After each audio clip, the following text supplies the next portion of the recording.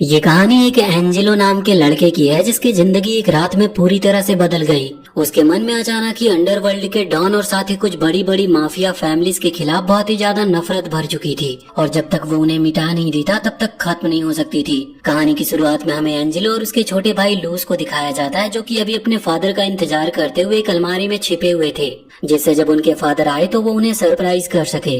कुछ ही देर में उनके फादर घर पर पहुंचते और उनकी मदर गेट खोलती है। अभी एंजेलो के फादर जैसे ही अंदर होते हैं तभी फिर से गेट लॉक हुआ और जो भी पर्सन था वो उन्हीं का नाम लेते हुए कह रहा था कि जल्दी दरवाजा खोलो, मुझे तुमसे कुछ जरूरी काम है। यहाँ पर एंजेलो के फादर ने दरवाजा खोला और हमें उस पर्सन की आइडेंटिटी का पता चला। ये असल में विंसेंट वैनिटी है जो कि एक माफिया फैमिली मतलब कि वैनिटी फैमिली का मेन बॉस है। अभी ये अपने साथ दो दूसरे आदमियों को भी लेकर आया था और खबर देने आया था कि डॉन अब नहीं रहे। ये सुनने के बाद एंजेलो के फादर जिनका नाम टेस्टा है वो बहुत ही ज्यादा हैरान हो जाते हैं। वो तुरंत ही अपने एक टेबल के पास पहुंचकर उससे एक छोटा सा चाकू निकालते हुए अपने हाथ में छुपा लेते हैं क्योंकि वो समझ चुके थे कि वैनिटी यहाँ पर क्यों आया है। असल में एंजेलो के फादर उस डॉन के हिसाब किताब का ख्याल रखते थे और वो सारी जानकारी साथ ही एक खास किताब एंजेलो के फादर के ही पास थी और विंसेंट उसे ही लेने आया था। अभी एंजेलो के फादर विंसेंट से पूछते हैं कि क्या ये काम ऑर्को फैमिली का है, जिस पर विंसेंट कहता है कि नहीं। इतना कहते हुए उसने तुरंत ही टेस्टा की तरफ अपनी गन पॉइंट कर दी थी और ऐसा करते हुए वो कहता है कि ये काम मेरा है, मैंने ही डॉन को मारा है और अब मैं तुम्हें भी खत्म करने वाला हूँ, लेकिन उससे पहले वो किताब मेरे हवाले कर दो जिसमें डॉन के सारे पैसों की खबर है। अपने फादर को इस तरह की कंडीशन में देखकर वहाँ एंजेलो और उसका छोटा भाई लूस दोनों ही घबरा चुके थे। लूस तो अलमारी से भागने की कोशिश कर रहा था लेकिन एंजेलो ने उसे पकड़ लिया क्योंकि अगर वो बाहर निकले तो प्रॉब्लम बढ़ सकती थी। अभी वहाँ सामने जैसे ही टेस्टा ने देखा कि अब कुछ नहीं किया जा सकता तो उन्होंने तुरंत ही अपने पास से वो चाकू निकालकर हमला कर दिया, लेकिन विंसेंट और उसके आदमियों ने तुरंत ही गोली चलाकर टेस्टा को वहीं मार डाला। अभी अपने फादर की डेथ होते देखकर लूस से रहा नहीं गया और वो अलमारी से निकलते हुए तुरंत अपने फादर की तरफ भागा। उसे देखकर विंसेंट ने यहाँ उसकी तरफ भी गन पॉइंट कर दी, जो देखकर लूस की मदर कहने लगी कि ये तो बच्चा है, तुम इसे क्यों मार रहे हो, ये तुम्हारा कुछ भी नहीं बिगाड़ सकता। पर लूस कहने लगा कि नहीं, अभी ये बच्चा है लेकिन फ्यूचर में ये मुझसे बदला लेने जरूर आएगा, इसीलिए मैं इसे जिंदा नहीं छोड़ सकता। इतना कहकर विंसेंट ने लूस और उसकी मदर दोनों को ही गोली मार दी। अभी वो अपने एक आदमी से भी कहता है कि तुम जाकर देखो कि घर में और तो कोई नहीं है। वहाँ उसका आदमी जो कि असल में उसका बड़ा बेटा नीरो है, वो आगे बढ़कर अभी उस अलमारी की तरफ जा ही रहा था जिसमें एंजेलो छुपा हुआ था, लेकिन जब वो उस अलमारी को खोलता है तब तक एंजेलो वहाँ से जा चुका था, वो दूसरी जगह छुप गया होता है। एंजेलो अभी शांति से पहले सिचुएशन देखता और जब उन लोगों का ध्यान किसी दूसरी जगह पे था तब वो वहाँ से भागने की कोशिश करता है। हालांकि नीरो ने उसे देख लिया था, इस वजह से नीरो तुरंत ही गोली चलाता है पर एंजेलो उस गोली से बच गया था और सही समय पर वहाँ से निकल जाता है। अभी एंजेलो अपने एक बेस्ट फ्रेंड कॉर्टियो के घर पर पहुंचता है और उसे सारी बात बताता है। कॉर्टियो एक समझदार लड़का था, इसीलिए वो एंजेलो को सलाह देता है कि आज रात वो उसी के घर पर रुके क्योंकि बाहर निकलना खतरे से खाली नहीं है। अभी उस रात के लिए एंजेलो वहीं पर रुक गया, लेकिन सुबह कॉर्टियो के जागने से पहले वो उठकर वापस अपने घर लौट गया, जहां उसने देखा कि उसका पूरा घर जल चुका है और वहां पर भीड़ लगी हुई थी और सभी को यही लग रहा था कि एंजेलो की जो फैमिली थी वो आग लगने के चलते मारी गई। किसी को भी सच का पता नहीं था और हकीकत सिर्फ एंजेलो ही जानता था और इसी वजह से वो बदला लेना चाहता है, लेकिन अभी उसके हाथ में कुछ भी नहीं है और उसे सरवाइव भी करना है। इसीलिए उसने डिसीजन लिया कि पहले उसे खुद को थोड़ा ताकतवर बनाना होगा। उसने वो सिटी छोड़ दी और अपना नाम बदल दिया। अब एंजेलो ब्रूनो बन चुका था, जो कि दूसरी सिटी में पार्ट टाइम जॉब करके किसी तरह से अपना गुजारा कर रहा था। उसने वहीं पर एक पुराना सा अपार्टमेंट रेंट पर ले रखा है, जो कि ज्यादा अच्छी कंडीशन पर नहीं है लेकिन रहने के लिए ठीक ठाक थी। एंजेलो अभी जब काम से घर वापस लौट रहा था तभी उसकी एक पड़ोसी उसे एक लेटर देती है, जो कि किसी एंजेलो नाम के लड़के के लिए थी, जबकि एंजेलो का भी असल में नाम ब्रूनो पड़ चुका है और वो सभी लोग उसे ब्रूनो के नाम से जानते हैं। पर उस लेटर में सेम वही लोकेशन लिखी हुई थी जहाँ एंजेलो रहता है, इसी वजह से उन्होंने वो लेटर एंजेलो को दे दिया। वो उस लेटर को लेकर अपने कमरे में आता है, जहाँ पर जब वो उसे ओपन करता है तो उसमें उसे एक फोटोग्राफ दिखती है। वो पहचान जाता है कि ये वैनिटी फैमिली का ही एक मेंबर है। उसमें एक मैसेज भी था जिसे सिर्फ एंजेलो ने पढ़ा। वो मैसेज अभी यहाँ पर हमें बताया नहीं गया क्योंकि यहाँ से सीन सीधा चेंज हो चुका था। अभी टोटल 7 साल बीत चुके हैं और सीन चेंज होकर कॉर्टियो पर आता है, जो कि एंजेलो का वही दोस्त है जिसने एंजेलो की मदद की थी। अभी यहाँ पर हमें पता चलता है कि कॉर्टियो एक मूनसाइन मेंबर बन चुका है। मूनसाइन असल में वाइन होती है जो कि माफिया फैमिली एक्सपोर्ट करती है। मतलब ये असल में उनका इलीगल बिजनेस है, जो कि वैसे तो कॉर्टियो को बनाना बिल्कुल पसंद नहीं, लेकिन फिर भी वो बना रहा क्योंकि उसके पास पैसे की कमी थी। अभी कॉर्टियो का एक दूसरा दोस्त सेराटो कॉर्टियो से मिलने आया था। वो कह रहा था कि तुम्हारी बनाई हुई मूनसाइन बहुत ही ज्यादा बढ़िया है, तुम आखिर इसे ऑर्को फैमिली को सेल क्यों नहीं करते? जिस पर कॉर्टियो कहता है कि नहीं, वो माफिया फैमिली से नफरत करता है, इस वजह से वो उनके साथ बिजनेस नहीं करता और उसे इन सब में नहीं पड़ना। जो सुनकर सेराटो कहता है कि ठीक है, जैसी तुम्हारी मर्जी। वैसे इसी बीच वो किसी फेंगो नाम के आदमी के बारे में बताता है जिसने अभी अभी हाल में ही ऑर्को फैमिली को ज्वाइन किया था। साथ ही सेराटो यहाँ पर अपने बड़े भाई बोटी के बारे में भी बताता है। बोटी भी असल में ऑर्को फैमिली का ही एक मेंबर बन चुका है। अभी जब वो ये सब बता रहा होता है तो इतने में ही उनका घर का दरवाजा नॉक हुआ और जब दरवाजा खोला तो वहाँ सामने बोटी खड़ा हुआ था, जो कि अभी सेराटो से पूछ रहा था कि क्या तुमने डील फाइनल की। असल में सेराटो यहाँ पर बोटी के कहने पर ही आया था, क्योंकि वो चाहता है कि कॉर्टियो अपनी मूनसाइन ऑर्को फैमिली को सेल करे, लेकिन कॉर्टियो इस चीज के लिए तैयार नहीं था। इसी वजह से सेराटो को यहाँ पर भेजा, क्योंकि सेराटो कॉर्टियो का दोस्त है और उसे इजीली समझा सकता है। हालांकि सेराटो बताता है कि नहीं, कॉर्टियो अभी भी नहीं माना। जो सुनते ही बोटी ने तुरंत ही अपना सर अपने ही छोटे भाई के चेहरे पर दे मारा, यहाँ कॉर्टियो को डराने के लिए। बाद में आगे बढ़कर कॉर्टियो से कहता है कि क्या तुम्हें कोई प्रॉब्लम है? तुम एक माफिया को मूनसाइन बेच रहे हो, इससे तुम भी खूब कमाओगे और हम भी खूब कमाएंगे। पर कॉर्टियो को अभी ये चीज मंजूर नहीं थी। जब बोटी देखता है कि कॉर्टियो नहीं मानने वाला तो गुस्से में वो अपने बेड से कॉर्टियो के इक्विपमेंट्स को तोड़ने लग जाता है, जिससे कि कॉर्टियो मूनसाइन को बना ही ना पाए। हालांकि जब वो ऐसा कर रहा था तभी एंजेलो की वहाँ पर एंट्री होती है, जो कि पीछे से हमला करके बोटी को वहीं पर बेहोश कर देता है। बाद में बोटी का छोटा भाई सेराटो उसे अपने साथ ले गया था। अभी एंजेलो अपने दोस्त से 7 साल बाद मिला था और वो उस दिन के लिए शुक्रिया कहता है और फिर उसकी मदर के बारे में पूछता है। कॉर्टियो बताता है कि वो कुछ समय पहले ही चल बसी। ये सुनकर एंजेलो कहने लगा था कि फिर तो तुम मेरी मदद कर सकते हो। एंजेलो अभी कॉर्टियो को वही सेम ऑफर देने के लिए आया था, मतलब मूनसाइन बेचने का ऑफर, वो भी माफिया फैमिलीज को। कॉर्टियो पहले इस चीज के लिए मना कर रहा था, लेकिन एंजेलो ने थोड़ा इमोशनल ब्लैकमेल करते हुए कहा कि हम दोनों भाई की तरह हैं, हम इस बिजनेस को बहुत अच्छे से चला सकते हैं। ये सब सुनने के बाद कॉर्टियो ने भी हाँ कर दी थी। हालांकि ऐसे ही किसी भी माफिया के पास जाकर ये कह नहीं सकते थे कि हमारी वाइन खरीद लो, क्योंकि इसका कोई फायदा नहीं, ये बस एक बेवकूफी होगी। इसी वजह से इन्होंने पहले डिसाइड किया कि इन्हें अपनी वाइन की एक इमेज तैयार करनी होगी, जिससे वो वाइन खुद ब खुद किसी बड़ी माफिया फैमिली तक पहुंचे। इसी चीज के चलते ये लोग एक चर्च में पहुंचते हैं। ये चर्च एक ऐसी जगह है जहाँ सीक्रेटली वाइन्स के बड़े बड़े वायर्स आते हैं, क्योंकि पुलिस को कभी भी शक नहीं होगा कि इस तरह का इलीगल काम एक चर्च में किया जा रहा है। वहाँ कर अभी हमारी मुलाकात सबसे पहले ग्रैंचियो नाम के एक बायर से होती है, जो कि वहाँ का मेन काम संभालता था। ये थोड़ा एटीट्यूड वाला था, जो किसी से भी अच्छे मुंह से बात तक नहीं करता था। वहीं एक दूसरा आदमी बैठा हुआ था जो कि थोड़ा अजीब था, पर वो भी एक बायर ही है। वो बस शांत बैठा था और अभी किसी की वाइन चेक नहीं कर रहा, वो बस सब पर नजर रख रहा होता है। वैसे तभी ये सीन चेंज होकर उस चर्च के बाहर एक कार पर आता है। वहाँ उस कार में एक पर्सन था जिसका नाम टाइगर है, जो कि अभी वाइन पी रहा होता है। इतने में ही 2 दूसरे लोग भी वहाँ पर आते हैं, जिनमें से एक उससे पूछता है कि क्या तुमने यहाँ से किसी को भागते हुए देखा है? असल में एक बंदा हमारी वाइन चुरा कर भागा है। वहाँ टाइगर बताता है कि नहीं, उसने किसी को भी भागते हुए नहीं देखा। हालांकि बाहर खड़ा वो आदमी टाइगर से पूछने लगता है कि तुम्हें ये वाइन कहाँ से मिली? टाइगर बताता है कि उसके पास ऐसी बहुत वाइन रखी है, और ऐसा कहकर वो पीछे की तरफ इशारा करता है। वहीं कार की पीछे वाली सीट पर बहुत सारी बॉटल्स रखी हुई थी, जो देखते ही उस बाहर खड़े आदमी ने अपने साथी से टाइगर पर हमला करने को कह दिया।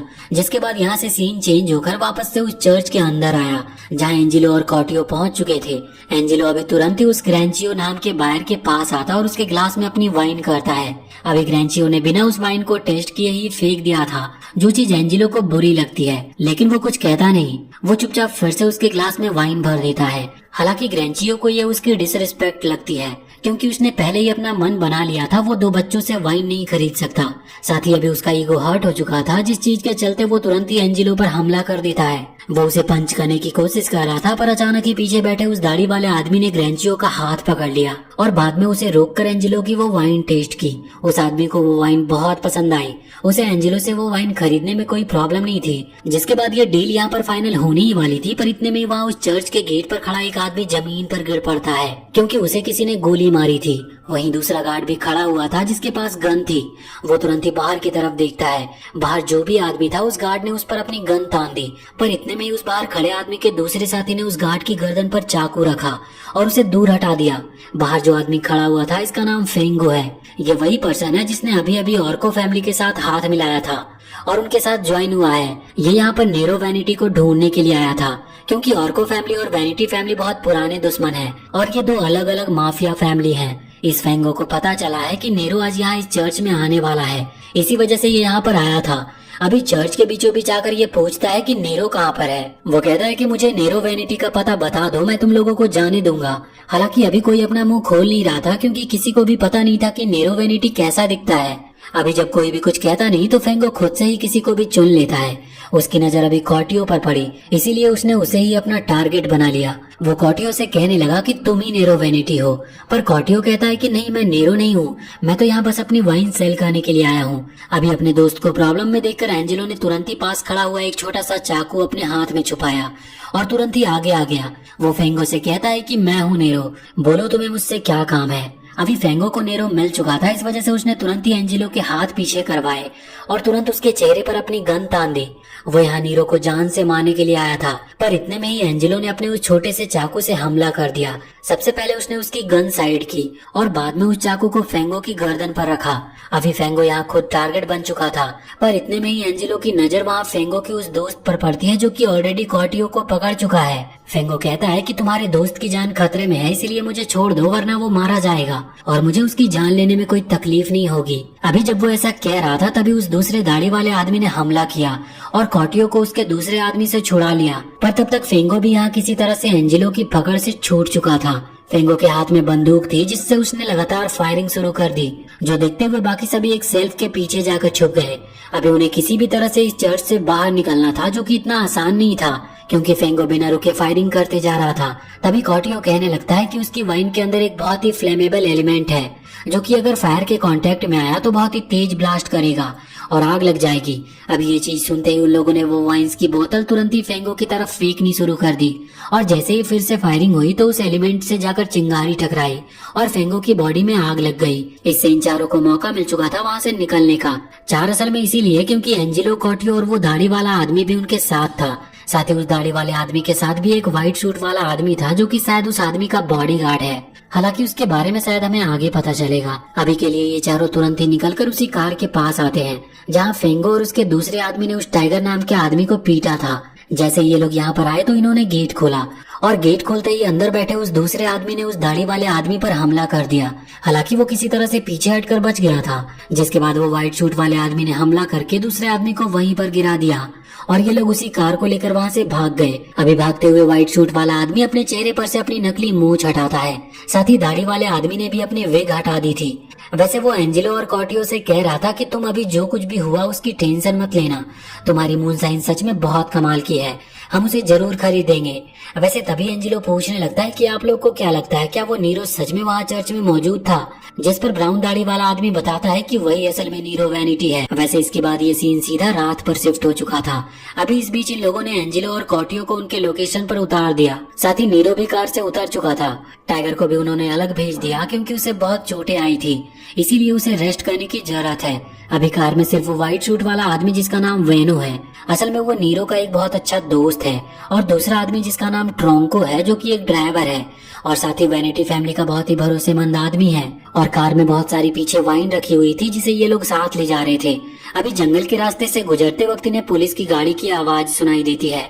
वेनो कहने लगता है कि हमें थोड़ा संभल कर जाना होगा, तो ट्रोंको कहता है कि प्रॉब्लम की बात ही नहीं है, अगर पुलिस वाले हमें रोकते हैं तो हम उन्हें घूस दे देंगे। पर वेनो कहता है कि नहीं, ये चीज पॉसिबल नहीं है, क्योंकि पुलिस में जो नई इंस्पेक्टर आई है उसे ऑलरेडी ऑर्को फैमिली बहुत पैसा दे चुकी है, इसीलिए अगर उन लोगों ने हमें पकड़ा तो हमें कुछ ज्यादा ही पैसे खर्च करने होंगे, जो कि सही नहीं है, इसीलिए हमें सेफ्टी के साथ यहाँ से निकलना होगा। इतने में ही एक पुलिस की कार फिर से उनके पास से गुजरी, जिसकी आवाज सुनते ही इन्होंने अपनी कार तुरंत ही रोकी और झाड़ियों के बीच में छुपा दी। साथ ही ये दोनों भी पेड़ के पीछे छुप गए थे। दोनों ही अभी अलग अलग थे, इस वजह से जब तक पुलिस की गाड़ी की आवाज शांत नहीं हुई तब तक इन दोनों ने बिल्कुल आवाज नहीं की। वहाँ वेनो अपनी जगह से निकल रहा था, इतने में ही कोई दबे पांव उस पर चाकू से हमला कर देता है। किसी तरह से वो खुद को बचा लेता है और वापस पीछे झाड़ियों की तरफ चला जाता है। इतने में एक कार वहां से गुजरती है जिसकी हेडलाइट चालू थी। उन हेडलाइट के चलते वानो के सामने ट्रंको की बॉडी पड़ी हुई दिखती है। वैनो और ट्रंको दोनों ही अच्छे दोस्त थे, लेकिन अभी इस सिचुएशन पर वैनो इसके लिए कुछ कर नहीं सकता था। वो बस किसी तरह से उस कार के नीचे जाकर छिपकर उसे पकड़ लेता है, जिससे कि वो इस जगह से निकल सके, क्योंकि यहाँ ना जाने कितने लोग उस पर हमला करने के लिए खड़े हुए हैं। वैसे अभी वैनो पर जिसने हमला किया था उस आदमी का नाम सरपेंट है, जिसके बारे में अभी ज्यादा इन्फॉर्मेशन हमारे पास है नहीं। अभी के लिए यहाँ से वो लोग उस वाइन को अपने साथ ले जा चुके थे। अभी इसके बाद यहाँ से सीन सीधा अगले दिन पर शिफ्ट हो जाता है और हमें एक शादी दिखाई जाती है जो कि विंसेंट वैनिटी की इकलौती डॉटर फियो वैनिटी की थी। उसकी शादी एक दूसरे डॉन के बेटे रोनाल्डो ग्लेसिया के साथ हो रही है। अभी इस शादी में वैनो भी मौजूद था, जो कि नीरो को बता रहा था कि किस तरह से वो रात के इंसिडेंट से बचकर भागा। उसे शक तो फेंगो पर है और उसे लगता है कि फेंगो ने ही ट्रंको की जान ली है, क्योंकि तब चर्च में भी वही उनके पीछे आया था। वैसे अब तभी एंजेलो और कॉर्टियो वहाँ पर आते हैं, जिन्हें नीरो ने यहाँ पर बुलाया था। यहाँ पर एंजेलो अपने साथ 5 वाइन की बोतल भी लाया था एज अ गिफ्ट देने के लिए, क्योंकि इसी तरह से रिलेशन उसके अच्छे बन सकेंगे। अभी नीरो ने उन वाइन की बोतल्स को एक्सेप्ट कर लिया और उन दोनों को ही यहाँ पर आने के लिए शुक्रिया कहने लगा। पर इतने में वहाँ पर बारबेरो आता है, जो कि वैनिटी फैमिली का ही एक और वफादार मेंबर है। वो नीरो से कहता है कि विंसेंट वैनिटी यानी कि उसके फादर उसे बुला रहे हैं, उन्हें कुछ जरूरी बात करनी है। नीरो यहाँ पर उन्हें बाय कहकर वहाँ से चला गया था। अभी हम देखते हैं कि वहाँ पर विंसेंट वैनिटी ने नीरो को एक खास जगह की कंस्ट्रक्शन डिटेल मांगने के लिए बुलाया था। ये एक ऐसी जगह होगी जहाँ तीनों ही माफिया फैमिली साथ में मिलेंगी। असल में एक है वैनिटी फैमिली और दूसरी ऑर्को फैमिली और तीसरी है गैलेसिया फैमिली। अभी वैनिटी फैमिली और गैलेसिया फैमिली के रिलेशन अच्छे हो जाए, इसी वजह से विंसेंट वैनिटी ने अपनी बेटी फियो वैनिटी की शादी रोनाल्डो ग्लेसिया के साथ तय कर दी थी, जिनके रिलेशंस कहीं न कहीं ऑलरेडी ऑर्को फैमिली के साथ अच्छे हैं। इससे तीनों ही फैमिली साथ मिलकर काम कर पाएंगी। असल में विंसेंट तो ये बात जानता है कि अब वो ज्यादा समय तक जिंदा नहीं रहेगा, उसे अपनी ये लेगेसी किसी के हाथ में छोड़नी होगी, लेकिन वो नहीं चाहता कि जब वो यहाँ से जाए तो उनका कोई भी बेटा किसी प्रॉब्लम में फंसा हुआ हो। इसीलिए वो पहले से ही सभी प्रॉब्लम सॉल्व करके जाना चाहता है। इसी कारण से उसने तीनों बड़ी माफिया फैमिलीज के साथ इस तरह के रिलेशन बनाने का डिसाइड किया है। अभी नीरो बताता है कि वो कंस्ट्रक्शन जल्द ही पूरा हो जाएगा। साथ ही वो ये चीज भी बताता है कि ऑर्को फैमिली के एक आदमी फेंगो ने उनके एक खास मेंबर को मार दिया है। वो खास मेंबर नीरो का बहुत अच्छा दोस्त भी था। वो यहाँ पर ट्रंको की बात कर रहा होता है। हालांकि उसके फादर कहने लगते हैं कि इस तरह के रिलेशंस के बीच में अगर 1-2 लोगों की जान चली भी जाए तो इससे फर्क नहीं पड़ता। पर नीरो कहता है कि आप गलत हो, एक ना एक दिन आप ये जरूर समझोगे। इतना कहते हुए एंजेलो की दी हुई वाइन की एक बोतल को वहाँ पर रखकर वो वहाँ से चला जाता है, क्योंकि वो अपने फादर के खिलाफ नहीं जाता, बस उसे उनकी आइडियोलॉजी थोड़ी पसंद नहीं। अभी इसी बीच जब नीरो अपने फादर से बात कर रहा था, तभी वहाँ दूसरी तरफ वैनो रोनाल्डो का मजाक उड़ा रहा होता है। वो अभी आपस में ही बात कर रहे होते हैं, पर असल में वैनो को रोनाल्डो पसंद नहीं, क्योंकि वो ज्यादा किसी काम का है नहीं। रोनाल्डो को ये बात सुनाई पड़ जाती और वो तुरंत ही वहाँ से सीधा वैनो के पास आकर वैनिटी फैमिली का मजाक उड़ाने लगता है। वो जानता है कि वैनिटी फैमिली वाले कुछ नहीं कहेंगे, क्योंकि इससे 2 बड़ी फैमिलीज के बीच में लड़ाई हो सकती है, लेकिन वो ऐसा वैनो को टारगेट के लिए कह रहा था, क्योंकि वैनो भले ही वैनिटी फैमिली से बिलोंग ना करता हो, लेकिन फिर भी नीरो उसका बहुत अच्छा दोस्त है। इसीलिए वैनिटी फैमिली को अगर कोई कुछ कहेगा तो उसे गुस्सा जरूर आएगा। और जाहिर सी बात थी, अभी उसे गुस्सा आ भी चुका था। यहाँ तक कि अभी वो लड़ने के लिए भी तैयार था, पर इतने में ही बारबेरो ने आगे आकर उसकी लड़ाई होने से पहले ही रुकवा दी। वैसे तभी वहीं खड़ा एंजेलो आगे बढ़ते हुए रोनाल्डो से कहने लगता है कि वो किसी काम का नहीं है, और ये बात वो भी जानता है। उसकी फैमिली ने बस उसका इस्तेमाल किया है, जिससे कि वो वैनिटी फैमिली का सपोर्ट पा सके। इसीलिए उसे बिना वजह कुछ भी बोलने के बजाय अभी खुश होना चाहिए और वैनिटी फैमिली का एहसान मानना चाहिए। अब ये चीज सुनने के बाद रोनाल्डो को और भी ज्यादा गुस्सा आ चुका था और अब वो एंजेलो पर हमला करने ही वाला था, पर तभी फियो वैनिटी आगे आकर इस लड़ाई को रुकवा देती है और कहती है कि ये तो हमारी फैमिली का मेंबर भी नहीं है, तुम किस बच्चे से उलझ रहे हो। जिसके बाद रोनाल्डो उसके साथ चला गया। हालांकि एंजेलो के इस डिसीजन से अभी वैनो एंजेलो को पसंद करने लगा था। वो कहता है कि तुम सच में बहुत समझदार हो, जिस पर एंजेलो भी कहता है कि हाँ, हमारी जोड़ी अच्छी जमेगी। वैसे इसके बाद सीन रात पर शिफ्ट होता है, जहाँ नीरो, वैनो, टाइगर और बारबेरो चारों बैठकर अभी खाना खा रहे थे। इसी बीच एंजेलो की वाइन की बात भी निकलती है। सभी को वाइन पसंद थी, इसीलिए वो उस वाइन को एक बड़े लेवल पर इस्तेमाल कर सकते हैं। पर अचानक ही वेनो ने यहाँ टॉपिक चेंज करते हुए ट्रोंको की बात निकाली। वो कहने लगा कि ट्रोंको को फेंगो ने ही मारा है, इसीलिए हमें उसका बदला लेना चाहिए। तुम बताओ नीरो, क्या तुम फेंगो को मारोगे? जिस पर नीरो कहने लगता है कि नहीं, हम उसे नहीं मार सकते, क्योंकि अभी हमारे रिलेशन गैलेसिया फैमिली के साथ अच्छे हुए हैं, जो कि ऑलरेडी ऑर्को फैमिली के अच्छे दोस्त हैं, और फेंगो ऑर्को फैमिली से बिलोंग करता है, इसीलिए हम ऐसा नहीं कर सकते। यह सुनकर वेनो को गुस्सा आता है और वो कहने लगता है कि तुम शायद भूल गए हो कि ट्रोंको हमारा दोस्त था, क्या तुम उसका बदला नहीं लोगे? जिस पर नीरो कहता है कि ऐसा मैंने कब कहा, हम उसे नहीं मार सकते, लेकिन हम किसी और से तो उसे मरवा ही सकते हैं। उसके इतना कहते ही सीन चेंज हुआ और हम देखते हैं कि अभी नीरो एंजेलो के साथ बैठा हुआ था। वो कह रहा था कि क्या तुम हमारे लिए फेंगो को जान से मारोगे, और अगर तुम ऐसा करते हो तो इसके बदले हम तुम्हें हमारी फैमिली का हिस्सा बना लेंगे। एंजेलो ने बिना कुछ सोचे तुरंत ही इस चीज के लिए हाँ कर दी, जिसके बाद नीरो ने उसके सामने एक गन और कुछ गोलियां रखी, साथ ही फेंगो की लोकेशन भी बता दी। फेंगो लगभग हर रात ला क्राइमा नाम की एक लड़की के घर पर ही होता था, जो कि फेंगो के लिए काम करती थी। साथ ही फेंगो का एक दूसरा आदमी भी है, सरपेंट, जो कि हमेशा बॉडीगार्ड की तरह आसपास ही भटकता रहता है, इसीलिए एंजेलो को उससे संभल कर रहना होगा। एंजेलो ने उसकी सारी बातों को ध्यान से सुना और मिशन के लिए फिर से हाँ कर दी। वहीं अभी कॉर्टियो भी बैठा था। यहाँ नीरो के जाने के बाद कॉर्टियो एंजेलो से पूछने लगा कि आखिर तुम वैनिटी फैमिली की मदद क्यों कर रहे हो, क्योंकि विंसेंट वैनिटी ने ही तो तुम्हारे फादर को मारा था। जिस पर एंजेलो कहता है कि हाँ, लेकिन कुछ समय पहले मुझे एक लेटर मिला। वो यहाँ पर उस लेटर के बारे में बताता और कहता है कि ये जिसने भी मुझे भेजा उसने लिखा कि वो मेरे फादर का दोस्त है, और इस चीज में 3 लोग शामिल थे। हालांकि एंजेलो के इतना कहते ही ये सीन चेंज हो जाता और वापस रात पर आ जाता है। ये अगले दिन की रात थी। एंजेलो और कॉर्टियो दोनों ही उस लड़की ला क्राइमा के अपार्टमेंट के बाहर पहुंच चुके थे। इन्हें घर का पता था, लेकिन इन्हें सेफली वहां जाना होगा, क्योंकि नीरो ने बताया था कि सरपेंट नाम का एक आदमी हमेशा उस जगह पर नजर रखता है। अभी यही चीज सोचकर एंजेलो सबसे पहले अपने कपड़े पर थोड़ी सी वाइन छिड़कता है, जिससे कि अगर कोई भी उसके पास से गुजरे भी तो उसे शक ना हो। ऐसा करके वो किसी शराबी की तरह उस जगह से गुजरने लगा था। इसी बीच सरपेंट की एंजेलो पर नजर पड़ी। उसकी चाल देखकर और स्मेल से वो ये चीज पहचान गया कि ये बस एक शराबी है जो कि यहाँ से गुजर रहा है। इतने में उसकी नजर फिर कॉर्टियो पर पड़ गई और वो तुरंत कॉर्टियो के पास पहुंचा। कॉर्टियो ने भी शराब पी रखी थी, इस वजह से उसे कॉर्टियो पर शक हुआ। खैर तब तक एंजेलो को रास्ता मिल चुका था, इसी वजह से उस अपार्टमेंट में एंटर करने में उसे प्रॉब्लम नहीं हुई। एंजेलो तुरंत ही ला क्राइमा के उस कमरे के बाहर पहुंचता है जहां से उसे फेंगो की आवाज सुनाई दे रही थी। अभी यहाँ पर फेंगो बंधा हुआ था जिसे ला क्राइमा मार रही थी, क्योंकि ये फेंगो की कोई अलग फैंटेसी थी। हालांकि एंजेलो छिपकर फेंगो की तरफ गन पॉइंट करता है, पर इतने में ही फेंगो ने कांच के रिफ्लेक्शन में एंजेलो को देख लिया था। इस वजह से वो उसकी गोली से बच जाता है और वो तुरंत एक चाकू उठाकर ला क्राइमा की गर्दन पर रख देता है। वो कहता है कि अगर तुमने मुझ पर हमला किया तो मैं इस लड़की को ही मार दूंगा। अभी एंजेलो कुछ पल के लिए रुक चुका था और इसी बात का फायदा उठाकर फेंगो ने तुरंत अपने दूसरे हाथ से गन पकड़ी और ला क्राइमा के हाथ के बगल से निकलते हुए गोली चला दी।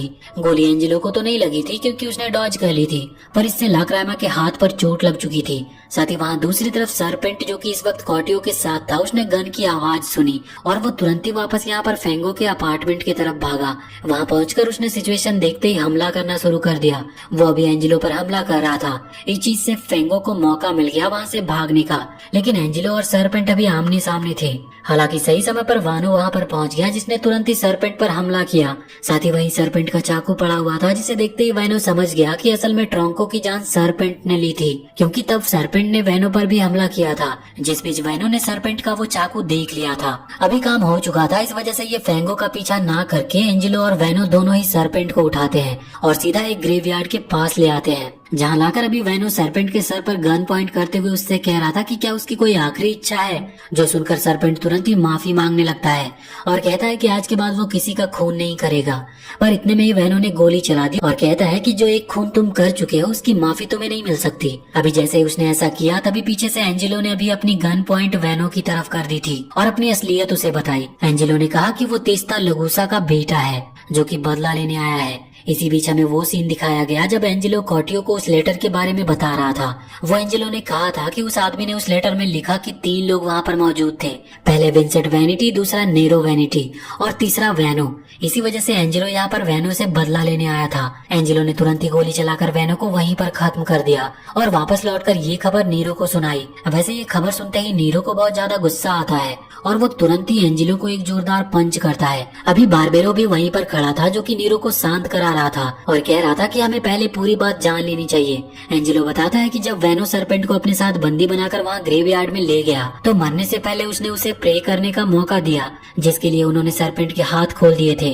सरपेंट को जैसे ही मौका मिला उसने वेनो पर गोली चला दी और साथ में एंजेलो ने सरपेंट की जान ले ली। अब इस बात में कितनी सच्चाई है ये चीज देखने के लिए नीरो और बारबेरो एंजेलो को लेकर उस ग्रेवयार्ड पर पहुंच जाते हैं, जहां पहुंचकर वो देखते हैं कि सरपेंट की बॉडी वहां पर है ही नहीं। एंजेलो भी ये चीज देखकर बहुत ही ज्यादा हैरान था। वहां पे बारबेरो और नीरो दोनों ही अभी एंजेलो पर शक कर रहे थे, लेकिन एंजेलो बताता है कि नहीं, इस चीज में उसका कोई भी हाथ नहीं है। अगले सीन में हम देखते हैं कि एंजेलो वापस अपने घर पर लौट आया था, जहाँ कॉटियो उससे पूछता है कि क्या तुम लोगों ने फेंगो को मार दिया, जिस पर एंजेलो बताता है कि नहीं, प्रॉब्लम हो चुकी है, वेनो की जान चली गई और अभी नीरो और बारबेरो मुझ पर शक कर रहे हैं। खैर वो ये भी बताता है कि सरपेंट की बॉडी गायब है, जो चीज सुनकर कॉटियो एंजेलो से पूछने लगा था कि क्या उस बॉडी को तुमने गायब किया, जिस पर एंजेलो कहता है कि नहीं, मैंने तो नहीं किया, पर कहीं उस बॉडी को तुमने गायब तो नहीं किया। खैर इन दोनों ने ही शायद ये काम नहीं किया था। अभी इस चीज का पता लगाने के लिए दोनों ही दूसरी जगह पर पहुंच गए। ये एक बार होता है जहाँ पर कॉटियो का वो दोस्त सेराटो काम करता था।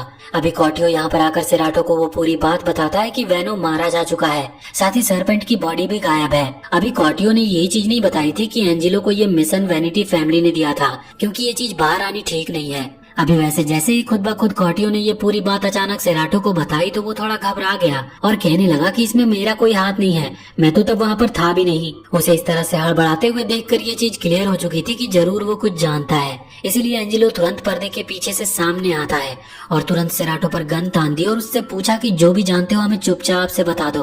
अभी सेराटो डर के मारे ये चीज एक्सेप्ट कर लेता है कि ये सब उसी का काम है। वो बताता है कि जब एंजेलो और कॉटियो वहाँ पर फेंगो को मारने के लिए गए थे तो वो भी उनका पीछा कर रहा था। उसने देखा कि वेनो सरपेंट की बॉडी उठाकर ले जा रहा है, इसीलिए वो उनकी गाड़ी के पीछे पीछे ग्रेवयार्ड पर पहुंचा और जब वो गाड़ी छोड़कर गन साउंड की आवाज सुनकर उस जगह पर पहुंचा जहां एंजेलो ने वेनो को मारा था, तो उसने बस इतना देखा कि वेनो और सरपेंट दोनों जमीन पर पड़े हैं। उसने तब एंजेलो को वेनो के साथ आते हुए देखा नहीं था, इसी वजह से उसे लगा कि शायद सरपेंट और वेनो ने ही एक दूसरे को गोली मार ली। तब उसे एक आइडिया आया और उसने तुरंत ही सरपेंट की बॉडी को अपने पास रख लिया, जिसे उसने जाकर साकुसा नाम के एक आदमी को भेज दिया। साकुसा असल में फेडरल ब्यूरो का एक आदमी है जिसे ऑर्को फैमिली अच्छा खासा पैसा देती है, मतलब ये उनका आदमी था। अभी उस बॉडी का वो क्या करेगा ये चीज तो सेराटो ने सोची नहीं थी, पर उसे पैसे मिल रहे थे इसलिए उसने वो बॉडी साकुसा को बेच दी।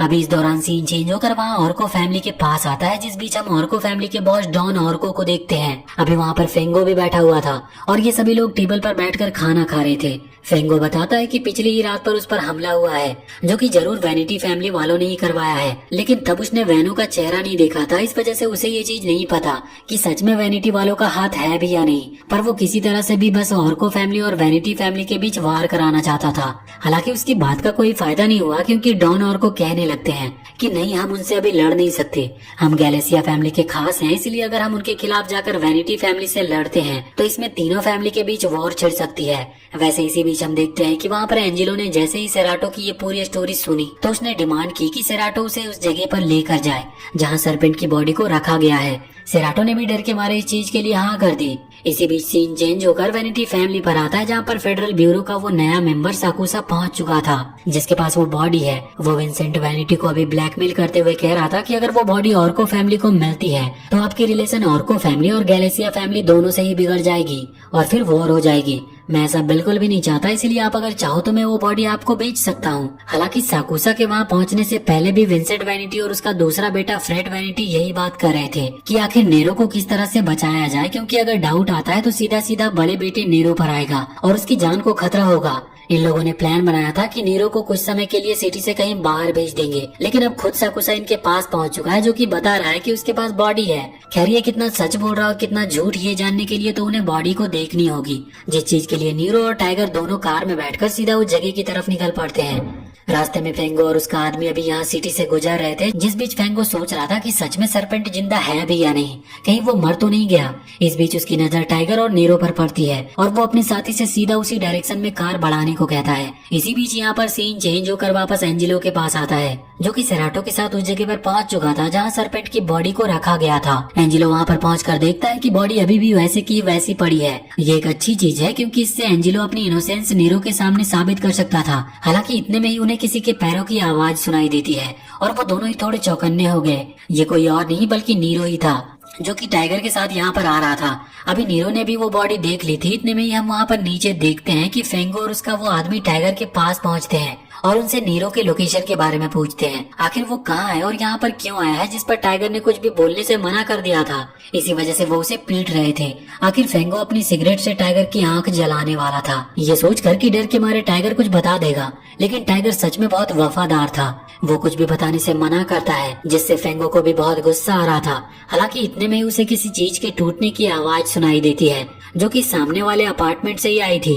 वो तुरंत टाइगर को पकड़कर एज अ होस्टेज अपने साथ ऊपर वाले फ्लोर तक ले आता है, जहाँ सामने वो नीरो को देखता है। नीरो ने भी किसी को होस्टेज बना रखा था जिसके चेहरे पर एक कपड़ा था। अभी ये चीज तो क्लियर थी कि वहाँ फेंगो को यही लगेगा कि वो सरपेंट है, क्योंकि कपड़े वगैरह सब कुछ सरपेंट की तरह थे। यहाँ पर फेंगो ने भी टाइगर को पकड़ रखा था। इसी वजह से वो होस्टेज को एक्सचेंज करते हैं। जब एंजेलो, जो कि अभी सरपेंट के कपड़े पहनकर बैठा हुआ था, वो आगे बढ़ता है तो फेंगो को थोड़ा सा डाउट होता है और वो तुरंत ही एंजेलो की तरफ गन पॉइंट करता है। हालांकि एंजेलो ने किक करते हुए उसकी गन को अलग कर दिया था, साथ ही अपने चाकू से फेंगो पर हमला कर दिया। लेकिन एंजेलो के चेहरे पर कपड़ा था, इसी वजह से उसे सामने दिख नहीं रहा था, जिस कारण से फेंगो बचने में कामयाब रहा। हालांकि उसी दौरान सेराटो भी वहां पर आ गया, जिसने फायरिंग शुरू कर दी। फायरिंग की आवाज सुनकर नीरो पीछे हटा और साथ ही फेंगो भी पीछे हट चुका था। अभी ये सही मौका था वहां से निकलने का। नीरो और एंजेलो दोनों ही वहां से निकल गए। नीरो ने निकलने से पहले फेंगो के आदमी के हाथ पर गोली चला दी थी, जिससे कि वो लोग आगे न बढ़े और फिर बाद में वो लोग वहां से निकलने में कामयाब रहे।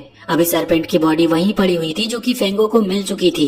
वैसे तो उसे दुखी होना चाहिए, लेकिन अभी वो जोर जोर से हंस रहा था क्योंकि सरपेंट की बॉडी अब उसके पास है। इसीलिए वो इजिली ऑर्को फैमिली और वैनिटी फैमिली के बीच जंग करवा सकता है। हालांकि वहां दूसरी तरफ अभी भागते हुए नीरो मन में सोच रहा था कि एंजेलो ने अपनी इनोसेंस साबित की, लेकिन फिर भी पता नहीं क्यों से कुछ अजीब सा फीलिंग आ रहा है। खैर ये लोग यहाँ से भागते हुए सीधा उस ब्रिज के पास पहुँचते हैं जहाँ इन्होंने मिलने का डिसाइड किया था। अभी यहाँ पर वो सभी लोग थे, बारबेरो और टाइगर वगैरह। खैर नीरो यहाँ पर अभी इसीलिए आया है क्योंकि उसे यहाँ से एक दूसरी गाड़ी लेकर इस सिटी को छोड़कर जाना होगा, क्योंकि कुछ महीने यहाँ रहना बिल्कुल सेफ नहीं है। एंजेलो कहने लगता है कि वो भी उसके साथ जाना चाहता है क्योंकि उन्होंने एंजेलो का चेहरा देख लिया है, इसीलिए एंजेलो की भी जान खतरे में है। अभी नीरो ने इस चीज के लिए हाँ कर दी थी, लेकिन सिर्फ एक शर्त पर, और वो शर्त है कि एंजेलो को ड्राइव करनी पड़ेगी, जिसके लिए एंजेलो तुरंत ही मान गया था। वैसे दूसरी तरफ वहाँ साकुसा यानी कि वही ऑफिसर जिसके पास सरपेंट की बॉडी थी, वो जब अपनी जगह जहाँ उसने बॉडी को छुपाई थी वहाँ पर पहुंचा तो सरपेंट की बॉडी गायब हो चुकी थी। वो समझ गया कि इस चीज में जरूर सेराटो का हाथ है, क्योंकि उसी को उस जगह की लोकेशन के बारे में पता था। वैसे अब सीन चेंज होकर एंजेलो और नीरो पर आता है, जो कि ऑलरेडी उस सिटी को छोड़कर एक दूसरे गांव के रास्ते बढ़ चुके हैं। इनकी अभी कोई भी फाइनल डेस्टिनेशन नहीं थी, इसीलिए वो इसी तरह से गाड़ी चलाते हुए आगे बढ़ रहे थे। लेकिन अचानक ही सामने एक आदमी आया जो कि अभी हाथ दिखाकर इन्हें रोकने की कोशिश कर रहा था, पर इन्होंने उस पर ध्यान भी नहीं दिया और सीधा गाड़ी आगे बढ़ाई और कीचड़ उस आदमी के मुंह पर उड़ गई। वो आदमी अपने कुत्ते के साथ खड़ा हुआ था और असल में ये आदमी एक किलर है जो कि कॉन्ट्रैक्ट किलिंग का काम करता है, और इसे किसी का कॉल आया था जिसने बताया था कि इसे 2 लोगों को खत्म करना है। इस आदमी के पास उन 2 लोगों में से एक की फोटो है, जिस फोटो में नीरो और उसका छोटा भाई फ्रेड वैनिटी था। ये बहुत पुरानी फोटो थी क्योंकि इसमें नीरो और फ्रेड दोनों की ही एज बहुत कम लग रही थी। वैसे सीन वापस से यहाँ नीरो और एंजेलो पर आया, जो कि अभी एक रेस्टोरेंट में बैठकर खाना खा रहे थे। वहीं नीरो वहाँ की बारटेंडर से एक ऐसी जगह का पूछता है जहाँ ये लोग रह सके और साथ ही वो जगह थोड़ी सस्ती भी हो। बारटेंडर उन्हें एक लोकेशन का बताती है और बाद में नीरो उसे एक्स्ट्रा टिप देकर एंजेलो के साथ वहाँ से निकल पड़ता है। अभी रास्ते में इन्हें कुछ बच्चे दिखाई देते हैं जो कि शायद किसी ट्रिप के चलते यहाँ पर आए हुए थे। नीरो और एंजेलो दोनों ही वहाँ पर रुक गए। अभी नीरो उन बच्चों को करतब करके दिखा रहा था क्योंकि बच्चों को मजा आ रहा होता है। वो बच्चे कहने लगते हैं कि क्या ये दूसरे भैया कुछ नहीं जानते, जिस पर नीरो कहने लगता है कि हाँ, इसे कुछ भी नहीं आता, ये बहुत ही सीरियस बंदा है। पर अचानक ही एंजेलो यहाँ नीरो के पास आकर उसका पर्स उसे लौटाता है, जो देखकर नीरो हैरान था। वो कह रहा था कि तुमने ये कब निकाला, पर तब तक एंजेलो उसकी बेल्ट उतार चुका था, जिसकी वजह से उसकी पैंट नीचे की तरफ फिसल गई और वो बच्चे हंसने लगे। अभी उन्हें हंसता देखकर एंजेलो के चेहरे पर भी स्माइल थी, जो कि नीरो ने पहली बार एंजेलो के चेहरे पर नोटिस की। वैसे इसके बाद ये लोग फिर से यहाँ से आगे बढ़ चुके थे। वो एक दूसरे टाउन पहुँचते हैं जहाँ अभी इन्हें थोड़ी शॉपिंग करने की जरूरत थी, जिससे ये जिस अपार्टमेंट की तरफ बढ़ रहे हैं वहाँ पर ये कुछ महीना बिता सके। इन्हें शॉपिंग के लिए पैसे भी चाहिए थे, जो कि उनके पास थोड़े बहुत ही पड़े थे, और अभी वाइन की जरूरत भी थी, लेकिन इन्हें इस जगह के बारे में ज्यादा पता नहीं था। तभी इन्हें वहाँ का एक शेरिफ दिखता है जिसका नाम निक है। ये निक से पूछता है कि यहाँ पर कोई वाइन शॉप है। साथ ही नीरो ने उसे थोड़े पैसे भी दे दिए थे, निक उन्हें उस शॉप का पता बताता है और बाद में एंजेलो निक की जेब से उसका वॉलेट निकाल लेता है, जिससे उनके पैसे वापस रिकवर हो गए। अभी नीरो चला गया था सीधा उस बार में जहाँ वाइन मिलने वाली थी और एंजेलो चला गया था दूसरा बाकी जरूरी सामान खरीदने। अभी जो वॉलेट था वो एंजेलो के पास था, मतलब सभी पैसे एंजेलो के पास हैं, इसीलिए नीरो वहाँ उस बार में पहुंच तो गया लेकिन वो कुछ खरीद नहीं सकता था। लेकिन तभी उसे एक आइडिया आया और उसने पास ही रखी एक बैरल की तरफ देखा और तभी ये सीन चेंज होकर बाहर आता है जहाँ पर ऑलरेडी वो मैक्सिकन किलर पहुंच चुका है जिसे एंजेलो और नीरो को मारने का मिशन मिला था। अभी उसने नीरो को ढूंढते हुए अपने डॉग को बाहर ही छोड़ दिया और सीधा उसी बार की तरफ आगे बढ़ रहा था। वो अंदर बार में देखता है कि नीरो सभी से पंजे लड़ाने का मुकाबला कर रहा है और जो भी हारेगा उसे वाइन खरीद कर देना होगा। इसी तरह से नीरो अभी कई सारे लोगों को हरा चुका था, पर इतने में ही वहाँ वो मैक्सिकन किलर पहुंचा जिसने खुद भी नीरो के साथ चैलेंज लगाया और नीरो को चुटकियों में ही हरा दिया। बाद में अचानक ही वो नीरो को पीटने लग जाता है जैसे कि उसका कोई पर्सनल दुश्मनी हो। अभी सभी दूर खड़े हुए थे क्योंकि कोई भी इस तरह का फाइट में बीच में नहीं पड़ना चाहता, पर अचानक ही उस मैक्सिकन किलर को अपने डॉग के चिल्लाने की आवाज सुनाई दी और वो तुरंत ही बाहर की तरफ भागा। ये काम असल में एंजेलो का था, उसने ही डॉग को आवाज करने पर मजबूर किया जिससे कि वो नीरो की जान बचा सके। अभी नीरो भी सही समय पर वहाँ से निकल गया और एंजेलो और वो दोनों कार से वहाँ से जाने लगे। अभी जब मैक्सिकन किलर वापस से उस बार वाले रास्ते से बाहर आता है तो तभी एंजेलो और नीरो दोनों ही कार से उसे ठोक देते हैं। इससे वो मैक्सिकन किलर जमीन पर गिर चुका था। हालांकि टकराने के बाद भी वो किलर तो पूरी तरह से ठीक था, लेकिन उनकी कार डैमेज हो चुकी थी और अब वो किसी काम की नहीं रही थी। इसी वजह से इन्हें नॉर्मली उतरकर भागना पड़ा। ये दोनों ही भागते हुए एक फार्म हाउस की तरफ पहुंचे जहां जानवरों को रखने का एक शेड बना हुआ था। ये दोनों तुरंत ही उस जगह में घुस जाते हैं और गेट लगा लेते हैं। हालांकि वो किलर अपने डॉग के साथ उस जगह पर पहुंच चुका था क्योंकि डॉग नीरो और एंजेलो की स्मेल को जान चुका था। ये चीज नीरो भी जानता है क्योंकि उसके पास भी पहले एक डॉग हुआ करता था, इसलिए वो दोनों भी तैयार थे। अब जैसे ही वो किलर अंदर आकर हमला करता है तो यहाँ पर नीरो भी फाइट करना शुरू कर देता है। इन लोगों के पास गन वगैरह नहीं है, इस वजह से ज्यादा प्रॉब्लम हो रही थी क्योंकि वो किलर स्ट्रेंथ में इनसे ज्यादा ताकतवर था। हालांकि जब वो किलर नीरो को खत्म करने ही वाला था तभी इतने में एंजेलो ने अपना वो चाकू सीधा उसी किलर की तरफ फेंक दिया। किलर ने उस चाकू को डॉज कर लिया था, लेकिन इतने में नीरो को भी समय मिल चुका था उसके हमले से बचने का। वो दोनों तुरंत ही अटैक को डॉज करके वहाँ से बाहर निकलते हैं जहाँ ऑलरेडी उस फार्म का ऑनर खड़ा हुआ था। उसके हाथ में बंदूक थी और उसने वो बंदूक इन दोनों की तरफ तान दी। ये दोनों ही अपनी जगह पर रुक जाते हैं, लेकिन अचानक ही वो ऑनर फायर कर देता है। हालांकि उसने एक गोली वहाँ उस मैक्सिकन किलर की तरफ चलाई थी। एक ही गोली में उस किलर का काम खत्म हो गया और वो जमीन पर गिर पड़ा। असल में फार्म ओनर भी समझ चुका था कि वो किलर ही बुरा आदमी है, इसीलिए उसने इनकी मदद की। अभी जाने से पहले नीरो निक का वो वॉलेट जिसमें उनके सारे पैसे थे वो उस फार्म ओनर को दे देता है और साथ ही उस मैक्सिकन किलर के डॉग का ख्याल रखने को भी कहता है। अभी इनके पास गाड़ी नहीं थी, इसी वजह से वो मैक्सिकन किलर जिस दूसरे आदमी को वो घोड़ा गाड़ी चुरा कर लाया था उस गाड़ी में ये लोग बैठकर आगे बढ़ जाते हैं। इसके बाद अब सीन सीधा कुछ दिनों के बाद पर आ चुका था। अभी दिन नहीं बल्कि हफ्ते बीत चुके हैं। यहाँ नीरो और एंजेलो को अपनी सिटी की कोई खबर नहीं है और आज अचानक ही जब एक जगह पर ये रुके तो नीरो ने बारबेरो से कांटेक्ट किया और बारबेरो ने उसे जानकारी दी। फेंगो जो कि ऑर्को फैमिली के लिए काम करता था अब उनकी दुश्मनी हो चुकी है और ऑर्को फैमिली ने फेंगो को मारने की कोशिश की, लेकिन इसमें कामयाब नहीं हो पाए। वो फेंगो ने किसी तरह से 20 आदमी जुटा लिए और उस चर्च पर उन्होंने कब्जा कर लिया जहाँ ये लोग वाइन को खरीदने गए थे। साथ ही अभी जिस मैक्सिकन किलर ने इन लोगों पर हमला किया था वो भी असल में ऑर्को फैमिली वालों ने भेजा था, क्योंकि उन्हें पता चल चुका है कि नीरो ने एक प्लान बनाया जिस प्लान में उनके आदमी की जान गई। यहाँ वो सरपेंट की बात कर रहा था। हालांकि इससे वेनिटी फैमिली और ऑर्को फैमिली के बीच प्रॉब्लम क्रिएट हो सकती थी, पर ऑर्को फैमिली सिर्फ नीरो को ही अपना दुश्मन मान रही है क्योंकि उसी की वजह से ये प्रॉब्लम क्रिएट हुई थी। वैसे बारबेरो कह रहा था कि अब हम मिल सकते हैं, मतलब अब पूरी प्रॉब्लम तो अभी तक सॉल्व नहीं हुई है, पर अगर एंजेलो और नीरो चाहे तो वो सिटी लौट सकते हैं और वो एक सीक्रेट जगह पर मिल सकते हैं। इस चीज के लिए नीरो ने भी हाँ कर दी थी। अगले सीन में हम देखते हैं कि ये लोग उस जगह पर पहुंच चुके थे जहाँ इन सब की आपस में मुलाकात होती है। अभी एंजेलो और कॉर्टियो भी बहुत दिनों बाद मिले थे। वो वहाँ से थोड़ा साइड जाकर बैठकर बात करते हैं। एंजेलो बताता है कि उसने नीरो का विश्वास जीत लिया है। इसी तरह से अगर चलता रहा तो जल्दी उसे विंसेंट वैनिटी से मिलने का मौका मिलेगा और उसके बाद वो अपना बदला ले लेगा। हालांकि इसी बीच एंजेलो कॉर्टियो को एक और बात बताता है कि जब वो नीरो के साथ उस ट्रिप पर था तब एक रात बोन फायर के टाइम नीरो ने एंजेलो को अपनी बचपन की स्टोरी सुनाई थी। असल में नीरो एंजेलो पर अच्छा खासा भरोसा करने लगा है, इसी वजह से वो अपनी सारी बातें एंजेलो के साथ शेयर कर रहा था। इसी बीच एंजेलो ने नीरो से पूछ लिया कि आखिर उसका पहला मिशन क्या था, मतलब जब वो इस फील्ड में उतरा तो उसने सबसे पहले जान किसकी ली थी। नीरो बताता है कि वो कोई तिस्ता लगूसा नाम का एक आदमी था जिसे मारने के लिए वो और उसके साथ 3 और लोग गए थे। एंजेलो पूछता है कि क्या तुम उस आदमी को मार पाए? तो नीरो कहता है कि हाँ, हमने उस आदमी और उसकी फैमिली को मार दिया, लेकिन उसका एक बच्चा भागकर निकल गया, ना जाने अभी वो कहाँ होगा। खैर, इस सब के बीच में एक बात नोटिस करने वाली ये थी कि नीरो ने कहा कि उसके अलावा वहाँ पर 3 लोग और थे, जबकि जो लेटर एंजेलो को मिला उसमें सिर्फ 3 लोगों का जिक्र है, नीरो, विंसेंट और वैनो का, जिसमें वो वैनो की जान तो ले चुका है और बाकी दोनों उसके नेक्स्ट टारगेट थे। पर अभी कॉटियो को ये बात बताते हुए एंजेलो यही कह रहा था कि जिस किसी ने भी वो लेटर लिखा है, चौथा आदमी वही है। अब बस पता करना है कि आखिर ये लेटर लिखा किसने था। हालांकि अब इतने में ही नीरो की वहाँ से आवाज आती है जो कि एंजेलो को बुला रहा था, क्योंकि वो अपने फादर से मिलने जा रहा है। वो कह रहा था कि तुम मेरे साथ चलो, मैं तुम्हें मेरे फादर से मिलवाता हूँ। नीरो के अभी इतना कहते ही एंजेलो यहाँ कॉटियो की तरफ देखता है और फिर वो वहाँ से चला जाता है। अभी उसी दौरान सीन चेंज होकर यहाँ टाइगर के पास आता है, जो कि अभी उस मेंशन के पास खड़ा हुआ था जहाँ नीरो आने वाला है। टाइगर यहाँ इसीलिए पहले आया है जिससे कि वो देख सके कि सब कुछ ठीक है कि नहीं। बाहर उसकी मुलाकात फ्रेड से हुई। फ्रेड वैनिटी, जो कि नीरो वैनिटी का छोटा भाई है। टाइगर फ्रेड से पूछता है कि इस तरह के माहौल में नीरो का यहाँ आना ठीक नहीं है, तो इस पर फ्रेड कहता है कि तुम्हें चिंता करने की जरूरत नहीं, यहाँ की सिक्योरिटी को मैंने अच्छे से देख लिया है, उसे कुछ नहीं होगा। जिसके बाद फ्रेड वहाँ से अंदर चला गया।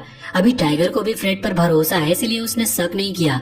रात के समय जब नीरो और एंजेलो वहाँ पहुँचे तो उनकी मुलाकात गेट पर वापुल से हुई। वापुल असल में नीरो का ही एक वफादार आदमी है, जिस पर नीरो बहुत भरोसा करता है। अभी वापुल के अलावा वहाँ जो सिक्योरिटी गार्ड थे उन पर नीरो को थोड़ा शक होता है, क्योंकि इन्हें उसने पहले कभी नहीं देखा था। हालांकि फिर भी अभी नीरो गाड़ी से उतरकर आगे बढ़ने लगा था कि तभी अचानक वहाँ सामने अंदर के गेट से टाइगर निकल कर आता है और अपना हाथ ऊपर करते हुए एक इशारा करता है, जिससे नीरो समझ जाता है कि आगे बढ़ने में खतरा है। इसी वजह से वो तुरंत ही पीछे पलटकर वापस गाड़ी में बैठ चुका था। अभी टाइगर भी वापस गाड़ी की तरफ भाग रहा था, लेकिन इतने में ही पीछे से कोई गोली चलाता है जो कि टाइगर के कंधे पर लगती है। अभी किसी तरह से टाइगर वहाँ तक पहुँच चुका था, इसी वजह से उन्होंने गाड़ी वहाँ से भगा ली, जिससे ये लोग सेफली नीरो को बचाकर वहाँ से निकल गए। अभी रास्ते में टाइगर बताता है कि ये काम फ्रेड और रोनाल्डो का था, वो दोनों मिले हुए हैं और उन्होंने नीरो को मारने का प्लान बना रखा था। अभी उसके इतना बताते ही सीन चेंज होकर सीधा यहाँ फ्रेड पर आ गया, जो कि अभी उसी मेंशन में था और वाइन पी रहा होता है। वो कह रहा था कि यही आखिरी ऑप्शन है, अगर फिर से ऑर्को फैमिली के साथ हाथ मिलाना चाहते हैं तो हमें नीरो को खत्म करना होगा। वैसे भी उस गधे ने एक मामूली से आदमी के लिए ऑर्को फैमिली के खिलाफ जाकर उनके दूसरे आदमी को मारा, जबकि हम ऑलरेडी उनके साथ हाथ मिला चुके थे। ये बेवकूफी थी। हालांकि अभी इस पर उसके फादर बहस कर रहे थे, क्योंकि उनके हिसाब से ये सही नहीं है। पर इतने में ही रोनाल्डो की वहाँ पर एंट्री होती है, जो कि आकर कहने लगता है कि आप सभी फैमिली को आपस में लड़ना नहीं चाहिए। वैसे इसके बाद सीन चेंज होकर वहाँ एंजेलो और बाकी सभी के पास आता है, जिन्होंने एक सेफ जगह ढूंढ ली थी रात में रुकने के लिए। वो लोग वहाँ पर सो चुके थे, लेकिन रात को ही कॉटियो की नींद खुलती है और वो देखता है कि एंजेलो वहाँ पर नहीं है। एंजेलो अभी बाहर अकेला बैठा हुआ था, तो कॉटियो उसके पास आता है और कहता है कि नीरो पहले ही इतनी प्रॉब्लम में फंस चुका है और मानो या ना मानो कुछ ही समय में वैसे भी वो मारा जाएगा, तो मैं अपना मिशन छोड़ देना चाहिए। पर एंजेलो कहता है कि नहीं, मैं इस मिशन को नहीं छोड़ सकता, मुझे सबसे बदला लेना है। जिस पर कॉटियो कहता है कि तुम्हारी जान इन लोगों की जान से ज्यादा कीमती है, अगर उन लोगों की जान लेने में तुम मारे गए तो फिर आखिर इस सब का क्या फायदा होगा। तो इस पर एंजेलो जवाब देता है कि उन लोगों की जान लेने के लिए ही मैं जिंदा हूँ, और अगर मैं उन्हें नहीं मारूंगा तो मेरे जीने का भी क्या फायदा होगा। वैसे अगले दिन ये लोग सुबह उठकर देखते हैं कि टाइगर की हालत खराब है, क्योंकि उसे जो गोली लगी थी उसका जहर उसके शरीर में फैल रहा था, जिसके लिए उन्हें एक डॉक्टर की जरूरत है। लेकिन किसी भी हॉस्पिटल में जाना खतरे से खाली नहीं होगा, क्योंकि उनके दुश्मन ऑलरेडी वहाँ नजर गड़ाए बैठे होंगे। अभी किसी को भी कुछ समझ नहीं आ रहा था, और अगर ऐसे ही चलता रहा तो टाइगर मारा जाएगा। इसी वजह से एंजेलो एक आइडिया देता है। वो कहता है कि हम फेंगो से हेल्प मांग सकते हैं, उसके पास चर्च में डॉक्टर जरूर होगा। ये आइडिया नीरो को बिल्कुल पसंद नहीं आता। वह एंजेलो की कॉलर पकड़ते हुए कहता है कि मैं उससे मदद नहीं लूंगा, उसने मेरे एक दोस्त की जान ली थी। हालांकि वो भूल गया कि इससे उसके दूसरे दोस्त की जान जा सकती है, पर अभी उसने मना कर दिया था। रात के समय हम देखते हैं कि अचानक ही कॉटियो और एंजेलो दोनों ही जागते हैं और अपनी सारी मूनशाइन की बॉटल्स लेकर चर्च की तरफ निकल पड़ते हैं। उन्हें जाते हुए वापुल और नीरो ने देख लिया था, लेकिन वो उन्हें रोकते नहीं। वहाँ चर्च में पहुंचकर वो सबसे पहले ग्रेंचियो को वो सारी बॉटल देता है। ग्रेंचियो को ये गिफ्ट बहुत पसंद आता है और वो उन्हें वहाँ रुकने की भी परमिशन दे देता है। एंजेलो की वहाँ पर मुलाकात ला क्राइमा से भी होती है, जो कि इन्हें फेंगो के पास लेकर आती है और बाद में वहाँ से वापस लौट गई। अभी फेंगो एंजेलो से पूछ रहा था कि बताओ तुम्हारे यहाँ आने का मकसद क्या है। एंजेलो कहता है कि हमारे एक दोस्त को गोली लगी है और उसकी जान खतरे में है, इसलिए हम चाहते हैं कि तुम उसकी मदद करो। ये सुनकर फेंगो चिल्लाते हुए कहने लगता है कि मैं तुम्हारी मदद क्यों करूं, इसमें मेरा क्या फायदा है। इस पर एंजेलो कहता है कि तुम डॉन ऑर्को को मारना चाहते हो और इस चीज में मैं तुम्हारी मदद कर सकता हूँ, और ये तुम भी जानते हो कि ये काम 20 आदमियों का नहीं है। वो एक डॉन है जिसे खत्म करने के लिए एक पूरा प्लान बनाना होगा। फेंगो को भी ये बात सही लग रही थी। अभी उसी दौरान वहाँ दूसरी तरफ नीरो और वापुल बात कर रहे थे। एंजेलो और कॉर्टियो ने उनको धोखा दिया और वैसे भी उनके साथ रहने का कोई फायदा नहीं था, क्योंकि वो दोनों ही बहुत बड़ी प्रॉब्लम में फंस चुके हैं। इस वजह से एंजेलो और कॉर्टियो उन्हें छोड़कर चले गए। पर तभी कॉर्टियो वहाँ पर आता और कहता है कि एंजेलो ने उन्हें धोखा नहीं दिया, वो फेंगो से नेगोशिएट करने गया था जिससे कि हम उनकी मदद ले सके। ये सुनकर नीरो हैरान था। वो कह रहा था कि हम तुम पर यकीन कैसे करें। तो इस पर कॉर्टियो कहता है कि तुम मुझे हॉस्टेज की तरह रख सकते हो, जब तक तुम्हें भरोसा ना हो जाए तब तक हम पर बिल्कुल यकीन मत करना।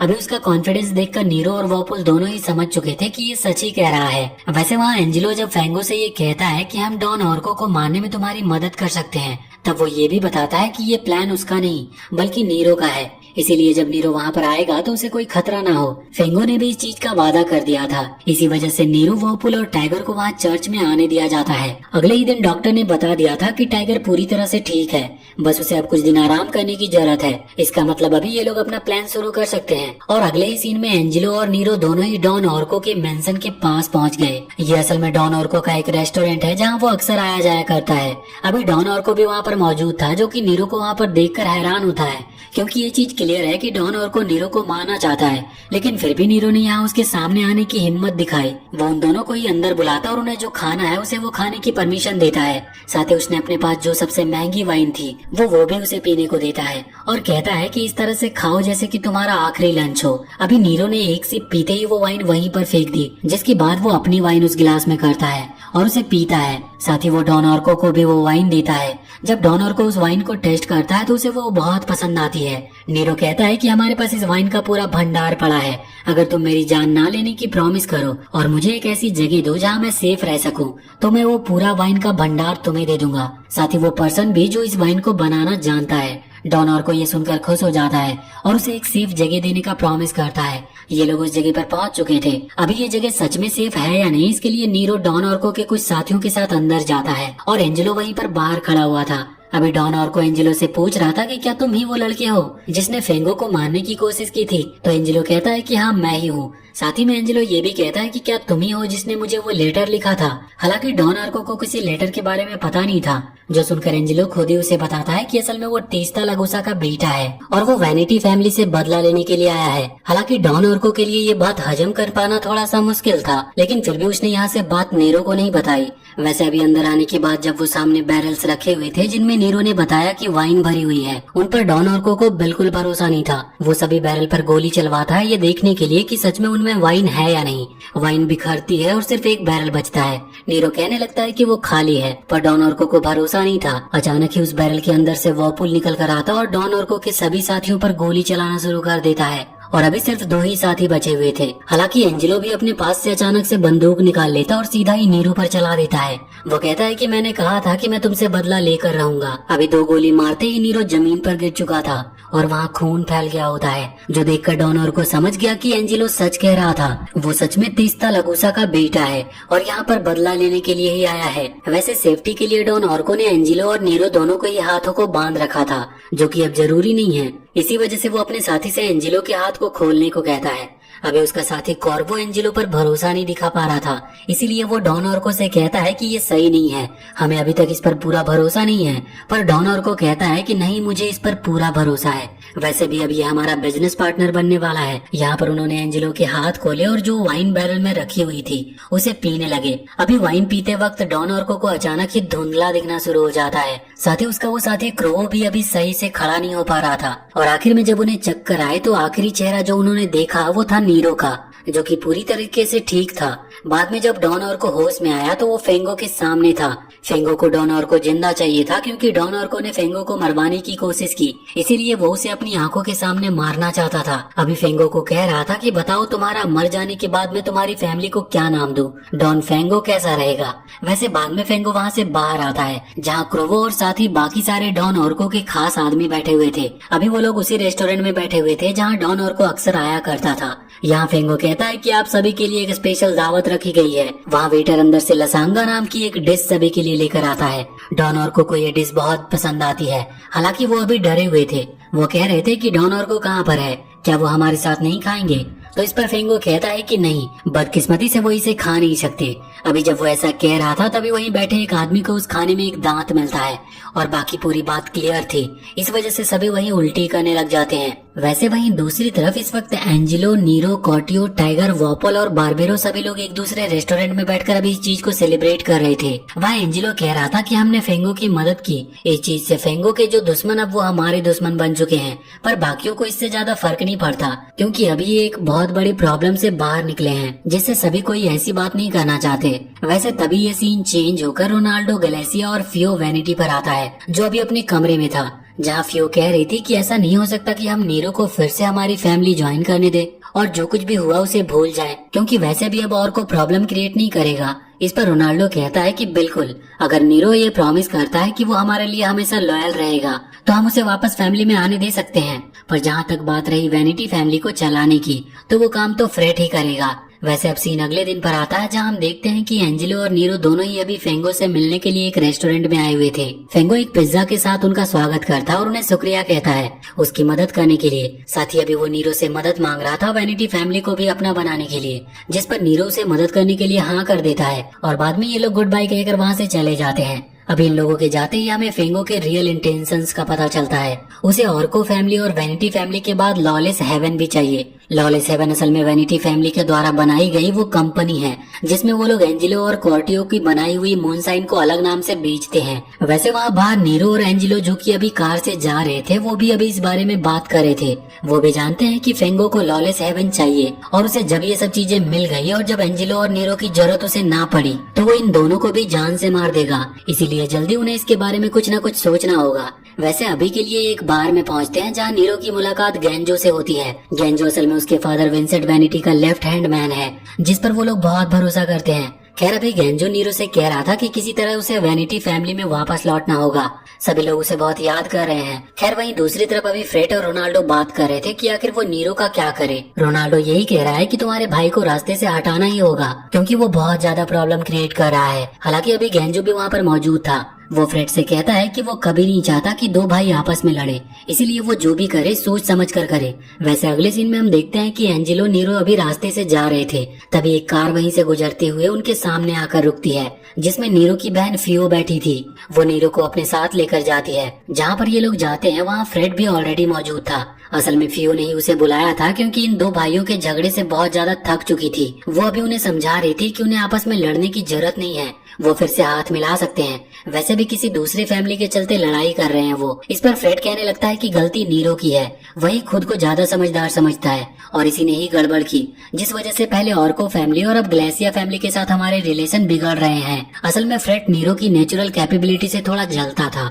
और इसी जलन के चलते वो अभी कह देता है कि तुम्हें तो मर जाना चाहिए, अगर तुम मर जाओ तो सब कुछ ठीक हो जाएगा। उसने जैसे ही ये बात कही फियो ने तुरंत ही खड़े होकर उसे जोरदार थप्पड़ मार दिया और कहा कि तुम अपने बड़े भाई से इस तरह से बात नहीं कर सकते। साथ ही सजेशन दिया कि नीरो और रोनाल्डो को कुछ देर बैठकर इस बारे में बात करनी चाहिए जिससे कि ये प्रॉब्लम सॉल्व हो सके। इन्होंने भी फैसला कर लिया था कि ये लोग ऐसा ही करेंगे क्योंकि अब उनकी बहन ने भी कह दिया है, इसीलिए अब बात माननी पड़ेगी। अभी वहाँ एंजिलो को जब इस सब सिचुएशन के बारे में पता चला तो वो वॉपुल के पास पहुंचा। उसने उससे कहा कि नीरो को फ्रेड से नहीं बल्कि रोनाल्डो से खतरा है क्योंकि रोनाल्डो ही वो पर्सन है जो कि फ्रेड को भड़का रहा है। अगर हम रोनाल्डो को खत्म कर दे तो पूरी प्रॉब्लम ही सॉल्व हो जाएगी। वॉपुल नीरो के लिए कुछ भी कर सकता था, इसी वजह से वो इस चीज के लिए मान गया और ये लोग एक गाड़ी में बैठकर रोनाल्डो के पास से गुजरे जहाँ वॉपुल ने रोनाल्डो पर गोली चलाई, लेकिन गोली गलती से बस उसके हाथ पर लगी और इतने में ही रोनाल्डो के एक गार्ड ने वॉपुल पर गोली चलाई जो कि उसके कंधे पर लग गई थी। हालांकि दोनों को ही जान की हानि का खतरा नहीं था, लेकिन एंजिलो ने गाड़ी को जंगल की तरफ मोड़ा और वॉपुल से उसे रोकने को कहा। अभी गाड़ी सीधा पेड़ से जाकर टकरा चुकी थी और अचानक ही एंजिलो ने वॉपुल को गोली मार दी और खुद वहाँ से चला गया। जब रोनाल्डो और फ्रेड उस जगह पर पहुंचे तो उन्होंने वॉपुल को वहाँ पर देखा। फ्रेड को लगा कि शायद नीरो ने ही वॉपुल को ऑर्डर दिया था रोनाल्डो को जान से मारने के लिए। इस चीज को सोचकर फ्रेड को भी बहुत ज्यादा गुस्सा आ रहा था क्योंकि उसके हिसाब से नीरो ग्लेसिया फैमिली को गुस्सा दिला रहा है। फ्रेड असल में इन बड़ी फैमिली से बहुत डरता है और उसे नहीं लगता कि उसकी वैनिटी फैमिली कभी इन बड़े फैमिलीज के सामने टिक पाएगी। इस वजह से वो शुरुआत से ही रोनाल्डो के सामने सरेंडर कर चुका है और हमेशा उसकी बात मानता है। अभी नीरो ने जो कुछ भी किया उस चीज के चलते उसने फैसला किया है कि वो नीरो को खत्म करके रहेगा। वैसे रोनाल्डो को सिर्फ हाथ पर चोट लगी थी, अभी हम देखते हैं कि जब वो घर पर था तब फियो से कहता है कि वक्त आ चुका है कि हम सब प्रॉब्लम को सॉल्व कर दें। तुम नीरो को यहाँ पर बुलाओगी और उसे बताओ कि तुम प्रेग्नेंट हो, वो तुमसे मिलने जरूर आएगा। फियो ने भी बात मान ली और नीरो को ये मैसेज भेजा। अभी नीरो तो नहीं आया था पर एंजेलो एक बुके लेकर पहुंचा और वो उसने फियो को दिया। साथ ही कहा कि नीरो जल्दी यहाँ पर पहुंचता होगा। उस बुके के ऊपर एक छोटा सा कागज था जिसमें फियो के लिए कोई मैसेज था। एंजेलो वहाँ से बाई कहकर चला गया। बाद में फियो देखती है कि रोनाल्डो ड्रॉवर से एक गन निकालकर अपने कपड़े में छुपा रहा है। वो पूछती है कि क्या तुम नीरो को मारने वाले हो, जिस पर रोनाल्डो कहता है कि हम सभी के लिए यही सही होगा, वो मेरी जान लेना चाहता है, मेरे बाद वो फ्रेड को भी मार देगा, हमें उसे अभी ही रोकना होगा। हालांकि इतने में ही फियो ने तुरंत ही गोली चला दी और रोनाल्डो को मार दिया जिससे कि ये सारी प्रॉब्लम सॉल्व हो सके। वैसे वहाँ दूसरी तरफ एंजेलो नीरो को लेकर लाइब्रेरी पहुंचा जहाँ फ्रेड नीरो का इंतजार कर रहा था। अभी फ्रेड के चेहरे पर एक उदासी थी और साथ ही एक डर भी था। वहीं सामने एक किताब रखी हुई थी। एंजेलो जब उस किताब को उठाता है तो वो और नीरो देखते हैं कि वहाँ एक गन है जो कि फुल्ली लोडेड छुपाकर वहाँ फ्रेड ने रखी थी। अभी एंजेलो दो भाइयों की प्रॉब्लम के बीच में फंसना नहीं चाहता था, इसी वजह से वो फ्रेड और नीरो दोनों से कहता है कि तुम दोनों को जो सही लगे तुम वो करो, मैं यहाँ से जा रहा हूँ। इतना कहकर वो लाइब्रेरी से बाहर चला गया जहाँ दोनों ही भाइयों ने एक दूसरे पर गन पॉइंट कर दी थी और दोनों ने ही ट्रिगर दबा दिया। लेकिन जान सिर्फ फ्रेड की गई क्योंकि बंदूक नीचे रखते वक्त एंजेलो ने फ्रेड की बंदूक को खाली कर दिया था। वैसे अगले सीन में हम देखते हैं कि फियो अभी ट्रेन में बैठकर इस सिटी से जा रही थी। एंजेलो वहाँ उसके करीब आकर उसके कान में कहता है कि एक बात ध्यान रखना, फ्रेड ने रोनाल्डो को मारा है और ग्लेसिया फैमिली के साथ धोखा किया है। इस वजह से नीरो ने अपने भाई की जान ली जिससे वो ये बता सके कि ग्लेसिया फैमिली अभी भी उनकी दोस्त है और यही स्टोरी तुम सभी को बताओगी जिससे नीरो कोई प्रॉब्लम में ना फंसे। वैसे वहाँ दूसरी तरफ नीरो अभी अपने भाई के चले जाने से बहुत ज्यादा उदास था, वो डिप्रेशन में जा चुका था। पर एंजेलो उसके पास आकर कहता है कि मैं भी तुम्हारे साथ हूँ, मैं भी तुम्हारे भाई की तरह ही हूँ। वैसे एक तरफ जहाँ ये सब चल रहा था वहीं दूसरी तरफ फेडरल ब्यूरो का ऑफिसर चेंज हो चुका था। साकुसा की जगह अब एक नया ईमानदार ऑफिसर डेल्फी आ चुका था जिसने आते ही मीडिया में ये चीज जाहिर कर दी कि उसका मेन टारगेट वैनिटी फैमिली और डॉन फेंगो होंगे जो कि मार्केट में वाइन की सप्लाई को बढ़ा रहे हैं। ये बात जब बारबेरो को पता चली तो उसने नीरो को सजेशन दिया कि वो वाइन की सेल्स को अभी कम करे, उन्हें मार्केट में कम माल उतारना चाहिए। लेकिन नीरो का सोचना है कि उन्हें किसी छोटे मोटे ऑफिसर से डरने की जरूरत नहीं। वैसे अगले सीन में एंजेलो और कॉटियो एक बार में डेल्फी से जाकर मिलते हैं। एंजेलो उसे पैसे का ऑफर करता लेकिन डेल्फी ने पैसे लेने से मना कर दिया था जिस वजह से एंजेलो उसे उसकी वाइफ और उसकी 4th क्लास में पढ़ रही बेटी की धमकी देता है और डराकर वो पैसे दे देता है। अभी यहाँ पर कॉटियो एंजेलो का ये बिहेवियर देखकर बहुत ज्यादा हैरान था पर डेल्फी ने फिर भी वो पैसे लौटा दिए थे। कॉटियो वहाँ से बाहर निकलकर एंजेलो से कहता है कि जिस चीज से तुम नफरत करते थे धीरे धीरे तुम वही बनते जा रहे हो। हालांकि एंजेलो उसकी बातों पर ज्यादा ध्यान नहीं देता। अगले सीन में हम देखते हैं कि अभी सेराटो कॉटियो से मिलने के लिए आया था क्योंकि फेंगो चाहता है कि कॉटियो उसे ज्वाइन कर ले और उसके लिए वाइन बनाना शुरू कर दे। हालांकि कॉटियो अभी इस बारे में कुछ बात करना चाहता नहीं था। वहीं दूसरी तरफ डेल्फी अभी भी बाज नहीं आया था, वो इन लोगों पर रिसर्च कर रहा होता है और इनके खिलाफ सबूत ढूंढ रहा होता है जिस वजह से नीरो डिसाइड करता है कि डेल्फी के घर के बाहर फायरिंग करनी होगी। पर एंजेलो सजेशन देता है कि नहीं, हमें उसकी फैमिली को इस चीज में इन्वॉल्व करना ही पड़ेगा तभी वो समझेगा। वैसे जब ये बात कॉटियो को पता चली तो उसने एंजेलो से कहा कि वो गलत रास्ते पर जा रहा है पर एंजेलो उससे कहता है कि वो उसकी लाइफ में इंटरफेयर ना करे। अगले ही सीन में डेल्फी के घर पर जब वो अपनी वाइफ और अपनी बेटी को बाई कह रहा था क्योंकि वो कहीं बाहर जा रहा होता है तब डेल्फी के मन में एक डर था और अचानक ही उसे एक धमाके की आवाज सुनाई देती है। घर से बाहर निकलते समय वो गाड़ी को जलते हुए देखता है और अभी एक पल के लिए उसने सब कुछ खो दिया था पर तभी उसकी वाइफ और बेटी वहाँ पास से निकल कर आते हैं जो कि गाड़ी में बैठे ही नहीं थे, गाड़ी में सिर्फ उनका ड्राइवर था। अभी ये सब कुछ देखकर डेल्फी इतना ज्यादा डर जाता है कि उस रिसर्च को वहीं छोड़ देता है क्योंकि उसकी रिसर्च से ज्यादा उसे अपनी फैमिली प्यारी थी। वैसे अगले दिन एंजेलो, नीरो और बारबेरो तीनों ही मार्केट आए हुए थे अपने उस बड़े से नए मेंशन के लिए कुछ सामान खरीदने, जहाँ पर अचानक ही उन पर हमला होता है। एंजेलो ने पहले ही उन लोगों को नोटिस कर लिया था, इसी वजह से तुरंत ही वार्निंग देने के कारण यहाँ नीरो की जान बच गई, वरना वो लोग नीरो को खत्म करने के लिए वहाँ पर आए थे। अभी ये चीज गौर करने वाली थी कि आखिर उन लोगों को नीरो के वहाँ होने का पता कैसे चला। इस चीज के चलते उन सभी लोगों पर शक किया जा रहा था जिन्हें इस चीज की खबर थी। खैर उसी रात हम फेंगो और कॉटियो को एक ही कार में बैठे हुए देखते हैं जहाँ पर हमें पता चलता है कि कॉटियो ने ही नीरो की खबर फेंगो को दी थी क्योंकि फेंगो नीरो को खत्म करना चाहता है। हालांकि अभी कॉटियो बहुत डरा हुआ था क्योंकि फेंगो को ये खबर दी और अगर ये बात किसी और को पता चली तो कॉटियो की जान ले ली जाएगी। वैसे जब कॉटियो मैन्युफैक्चरिंग प्लांट के पास था तभी बारबेरो उसके पास आता और उसे बताता है कि सभी पर शक किया जा रहा है, ना जाने कौन है जिसने ये खबर फैलाई। अभी कॉटियो बहुत डरा हुआ था साथ ही वो नोटिस करता है कि बारबेरो उसकी तरफ बहुत अजीब तरीके से देख रहा है, बिल्कुल इस तरीके से जैसे कि वो कुछ जानता हो। जब कॉटियो वापस घर लौटा तो रास्ते में उसने घर में बैठे एक आदमी को अपने घर की तरफ देखते हुए नोटिस किया, जिसका मतलब सभी को कॉटियो पर ही शक है। एंजिलो भी कॉटियो का ये अजीब बिहेवियर नोटिस कर रहा था, लेकिन उसे नहीं पता कि कॉटियो के दिमाग में चल क्या रहा है। वैसे दूसरी तरफ वहाँ साकुसा फेंगो से आकर मिलता है और बताता है कि उसने लॉलेस हेवन जैसी वाइन का सेम फॉर्मूला पता लगा लिया है। अभी तुरंत ही ये कॉल कॉटियो को लगाया जाता है और उसे फेंगो अपने पास बुलाता है। जब कॉटियो वहाँ पर पहुंचा तो फेंगो ने उसे वाइन ऑफर की। उस वाइन को पीते ही कॉटियो हैरान हो गया, क्योंकि वो वाइन बिल्कुल same to same lawless heaven जैसी थी। अभी फेंगो बताता है कि उसके पास सब फॉर्मूला आ चुका है, इसीलिए उसे कॉटियो की अब कोई जरूरत नहीं। कॉटियो ये सुनकर पीछे हटता और गलती से सोफे से टकराकर नीचे गिर पड़ता है। अभी नीचे गिरते ही वो सीधा साकुसा की लाइफलेस बॉडी से टकराया था, जिससे उसे ये चीज क्लियर हो चुकी थी कि साकुसा जैसे ही फेंगो को वो इंग्रेडिएंट्स मिले उसने साकुसा को भी मार दिया। अभी फेंगो एक हॉकी स्टिक लेकर वहाँ कॉटियो को भी मारने के लिए आगे बढ़ रहा था, पर तभी कॉटियो ने पास ही पड़ा टेलीफोन उठाकर उसे सीधा फेंगो के सर पर दे मारा। और जब तक फेंगो की जान नहीं चली गई तब तक वो उसे बार बार मारते रहा। यहाँ फेंगो का मर्डर करके कॉटियो वापस अपने घर पर लौट आया था, लेकिन अचानक ही उसके घर पर उसे कुछ मेहमान मिलते हैं। वैसे वहाँ दूसरी तरफ एंजिलो, जो कि अभी सोकर उठा था, उसे कई बार फोन की आवाज आती है। वो फोन नहीं उठाना चाहता था, लेकिन फिर भी वो फोन उठाता है और अगले सीन में हम देखते हैं कि उसे गैराज में बुलाया गया, जहाँ कॉटियो को बांध कर रखा गया था, क्योंकि सभी को ये पता चल चुका था कि कॉटियो ने ही नीरो की लोकेशन का पता फेंगो को बताया था। हालांकि कॉटियो अभी भी अपना सच कबूल नहीं कर रहा, इसी वजह से इसको इस तरह से बांध कर रखा गया होता है। गेंजो, जो कि डॉन विंसेंट वैनिटी का लेफ्ट हैंड मैन है, वो आगे आकर कॉटियो से जबरदस्ती सच उगलवाने की कोशिश करता है, लेकिन कॉटियो अपना मुंह नहीं खोलता। अभी एंजिलो को भी पूरी बात जाननी थी, इसलिए वो सेराटो को अपने घर पर बुलाता है।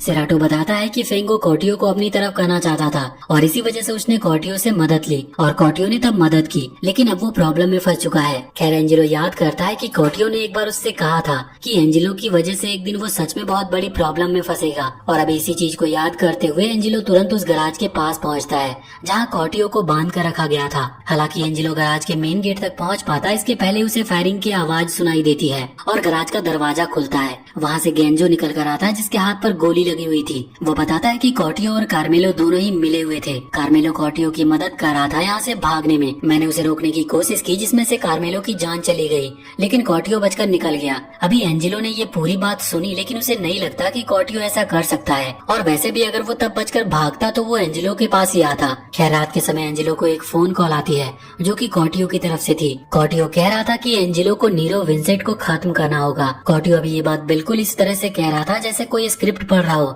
जिससे एंजिलो समझ गया कि उसे किसी ने हॉस्टेज बना कर रखा है। अभी कॉटियो यहाँ पर ज्यादा बात तो नहीं करता, लेकिन आखिर में वो ये बताने वाला था कि एंजिलो को वो लेटर किसने भेजा था, लेकिन जैसे ही वो बताना शुरू करता है तभी फोन कट हो जाता है। वैसे अगले दिन नीरो एंजिलो को विंसेंट के ऑफिस में बुलाता है, क्योंकि विंसेंट आज पूरा काम धंधा नीरो के हाथ में सौंपने वाला था। मतलब आज से नीरो डॉन की पोजीशन को संभालेगा। अभी वहाँ पर वो शपथ वगैरह ली जाती है और फिर काम की बात करी जाती है। एक बहुत बड़ा प्रोजेक्ट था जो कि ऑर्को फैमिली, गलेसिया फैमिली और विंसेंट वैनिटी फैमिली, तीनों फैमिली साथ मिलकर क्रिएट कर रहे थे, जिसमें से उनके बॉन्ड को मेन फोकस रखा जाएगा। लेकिन अभी हालात थोड़े से खराब हैं, पर फिर भी वो प्रोजेक्ट पूरा होने वाला है, जिस चीज के बाद इनका बिजनेस और भी ज्यादा बढ़ जाएगा, क्योंकि अब आपस में फैमिलीज हाथ मिला लेंगी तो एक बड़ा एरिया कवर किया जा सकता है। ये शिकागो नाम की एक जगह को चुन रहे थे अपने लॉलेस हेवन की धंधे को बढ़ाने के लिए। अभी फेंगो के मारे जाने के बाद जो पूरी ऑर्को फैमिली के वो लोग हैं, वो वैनिटी फैमिली के अंडर आने लगे हैं। मतलब वो इन्हीं के ऑर्डर्स को फॉलो करते हैं। इसका मतलब उनकी तरफ से कोई प्रॉब्लम नहीं होगी, लेकिन फिर भी गैलेसिया फैमिली को अपनी तरफ करना जरूरी है। उनसे इनके रिलेशन तो अच्छे हैं, लेकिन डॉन गैलेसिया को फिर भी इस चीज के लिए मनाना होगा, जिस चीज के चलते नीरो एंजिलो को वहाँ पर भेजना चाहता है, इस चीज का पूरा डिस्कशन करने के लिए। लेकिन बारबेरो कहने लगता है कि इस काम के लिए वो ज्यादा परफेक्ट है, पर नीरो कहता है कि नहीं, अभी एंजिलो को वहाँ पर जाने दो, वो इजिली इस काम को संभाल लेगा। वैसे रात के ही समय हम देखते हैं कि एंजिलो, टाइगर और नीरो बैठे हुए थे, जहाँ वो किसी फोटो को देख रहे थे। इस फोटो में डेल टोरो नाम का एक आदमी था, जो कि नीरो का दोस्त है, जो अभी करीबन 7 साल की सजा काट कर आया है। एंजिलो ये सुनकर हैरान था। वो तुरंत ही पूछता है कि क्या तुम इसके साथ भी कभी मिशन पर गए हो, जिस पर नीरो बताता है कि नहीं, अभी तक वो इसके साथ किसी सीक्रेट मिशन पर नहीं गया। इससे एंजिलो को ये चीज क्लियर हो गई थी कि वो लेटर वाला चौथा आदमी डेल टोरो बिल्कुल नहीं है। अभी जब एंजिलो वहाँ से उठकर जा रहा था, तभी नीरो कहने लगता है कि उसका निशाना बहुत कमजोर है। 7 साल पहले वो किसी पर भी गोली नहीं चला पाया। एंजिलो कहता है कि अगर वो बच्चा अब तुम्हारे सामने आ जाए तो क्या तुम अब भी उस पर गोली चला पाओगे। इतना कहकर एंजिलो वहाँ से चला गया था। अभी हम देखते हैं कि एंजिलो गेंजो के घर पर पहुंचता है, जहां वो दरवाजा खोलकर जैसे ही गेंजो बाहर आया तो उससे कहने लगता है कि तुम ही वो चौथे इंसान थे जिसने मुझे वो लेटर लिखा।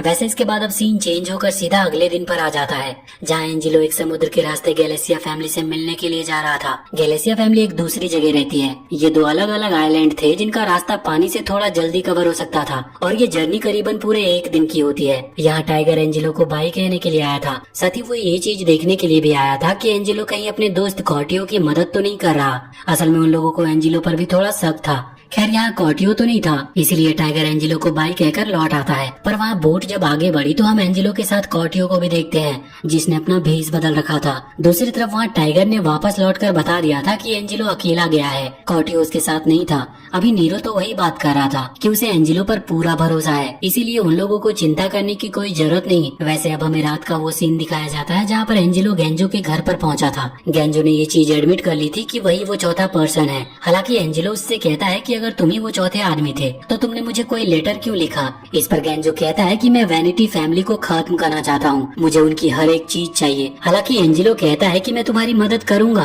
क्योंकि वैनिटी फैमिली से मैं खुद भी बदला लेना चाहता हूँ, लेकिन तुम्हें कॉर्टियो को मेरे साथ जाने देना होगा। इस पर गेंजो कहता है कि अगर मैं इस चीज के लिए मना कर दूं तो तुम मेरा क्या बिगाड़ लोगे। तो एंजिलो कहता है कि मैं वो लेटर किसी दूसरे हाथ में सौंप कर आया हूँ, अगर मैं यहाँ से वापस नहीं लौटा तो वो लेटर वैनिटी फैमिली तक खुद ब खुद पहुँच जाएगा और फिर तुम समझ सकते हो कि क्या होगा। ये बात सुनकर गेंजो ने कॉर्टियो को एंजिलो के साथ जाने दिया। अभी एंजिलो और कॉर्टियो दूसरे आइलैंड पर पहुंचकर वहाँ कुछ समय रुकने का फैसला करते हैं। वहाँ वो करीबन एक दिन तक रुक गए थे। एंजिलो कॉर्टियो को वहीं छोड़कर सीधा शिकागो की तरफ निकल जाता है, क्योंकि डॉन गैलेसिया शिकागो में ही रहता था। वहाँ से बातचीत करके एंजिलो वापस लौट रहा होता है, और वहीं अभी दूसरी तरफ नीरो और बाकी सभी अपने कमरे में बैठे थे, जहाँ बात चल रही थी कि एंजिलो अभी तक क्यों नहीं लौटा, क्योंकि शिकागो तक जाकर वापस लौटने में करीबन 2 दिन लगते हैं, एक दिन जाने का और एक दिन आने का। लेकिन एंजिलो को 4 दिन बीत चुके हैं। वैसे अब इतने में ही एंजिलो वहाँ पर पहुँचता है और कहता है कि मीटिंग सक्सेसफुल रही, डॉन गैलेसिया इस चीज के लिए तैयार है और प्लेग्राउंड की ओपनिंग में उनका नेफ्यू स्टेगा यहाँ पर जरूर आएंगे। अभी एंजिलो ने जो प्लेग्राउंड कहा ये असल में वही बड़ी सी मेंशन वाली जगह होने वाली है जो कि वैनिटी फैमिली, ऑर्को फैमिली और गैलेसिया फैमिली मिलकर क्रिएट करवा रहे थे। वैसे इस जगह पर आने के पहले एंजिलो गेंजो से जाकर उसके घर पर मिला था, जहाँ गेंजो ने एंजिलो को कुछ गोलियां दी थी और कहा था कि प्लेग्राउंड की ओपनिंग में डॉन गैलेसिया और विंसेंट आमने सामने होंगे, तब तुम अपना बदला ले सकते हो पूरी वैनिटी फैमिली से। एंजिलो ने इस चीज के लिए हाँ कर दी और अभी अगले ही दिन बारबेरो एंजिलो को अपने पास बुलाता है, क्योंकि उसे कुछ सबूत मिले हैं एंजिलो के खिलाफ। उसे लगता है कि कॉर्टियो को भगाने में मदद एंजिलो ने ही की थी। खैर एंजिलो वहाँ पहुँचता है और कहता है कि इस चीज में उसका कोई भी हाथ नहीं था।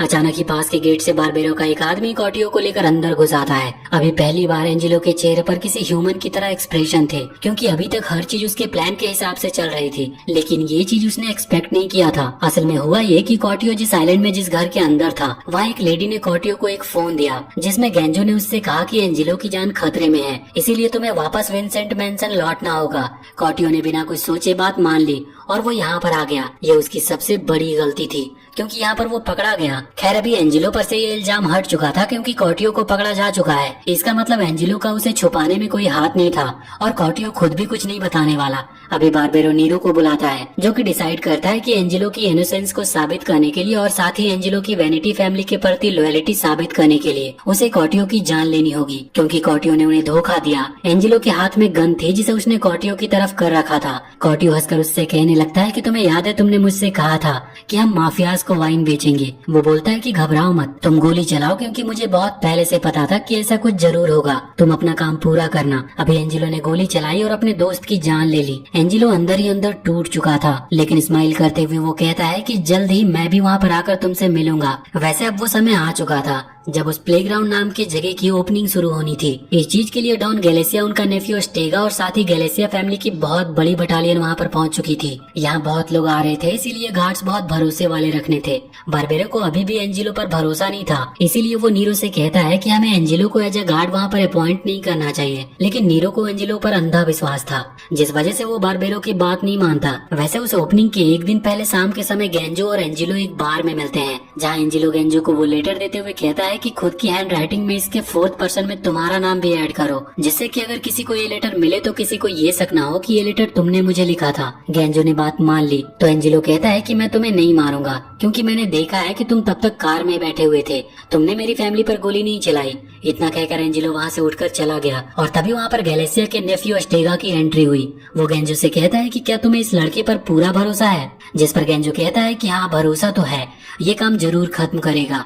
वैसे गेंजो पूछता है कि क्या डॉन गैलेसिया हमारे प्लान के बारे में जानते हैं, तो अस्टेगा कहता है कि नहीं, ये चीज उनके लिए भी सरप्राइज होगी। खैर अब वो दिन आ चुका था जब उस प्लेग्राउंड की ओपनिंग शुरू होनी थी। बाहर बहुत ही ज्यादा सिक्योरिटी थी, खासकर विंसेंट के ऑफिस के बाहर खुद डेल टोरो खड़ा हुआ था, जिसे बहुत ज्यादा ट्रेनिंग दी गई है इस तरह की सिचुएशन को संभालने की। हालांकि डॉन गैलेसिया के 2 आदमी आकर डेल टोरो पर हमला करते हैं। डेल टोरो किसी तरह से बच जाता है और आगे बढ़कर विंसेंट के ऑफिस की तरफ जाने लगता है, जिससे वो उसे इस बारे में बता सके। पर तभी वहाँ एंजिलो आकर पीछे से हमला कर देता और डेल टोरो की जान ले लेता है। उसे ऐसा करते हुए टाइगर और बारबेरो ने देख लिया था। वो दोनों उसे पकड़कर बेसमेंट में ले जाते हैं और बांध देते हैं। वो पूछते हैं कि तुमने ऐसा क्यों किया, तो एंजिलो उस लेटर के बारे में बताता है। लेटर में जैसे ही वो सभी के नाम पढ़ते हैं तो तुरंत गेंजो को बुलाते हैं, क्योंकि नीरो और विंसेंट दोनों सभी अलग अलग कामों में बिजी हैं। अभी टाइगर वहाँ से जा चुका था, वहाँ सिर्फ बारबेरो और एंजिलो थे जो कि बंधा हुआ है। यहाँ गेंजो कहता है कि इस लड़के को यहीं पर खत्म कर देना सही होगा। मैं नहीं चाहता कि इस तरह की खुशी के मौके पर नीरो को इस तरह की खबर मिले।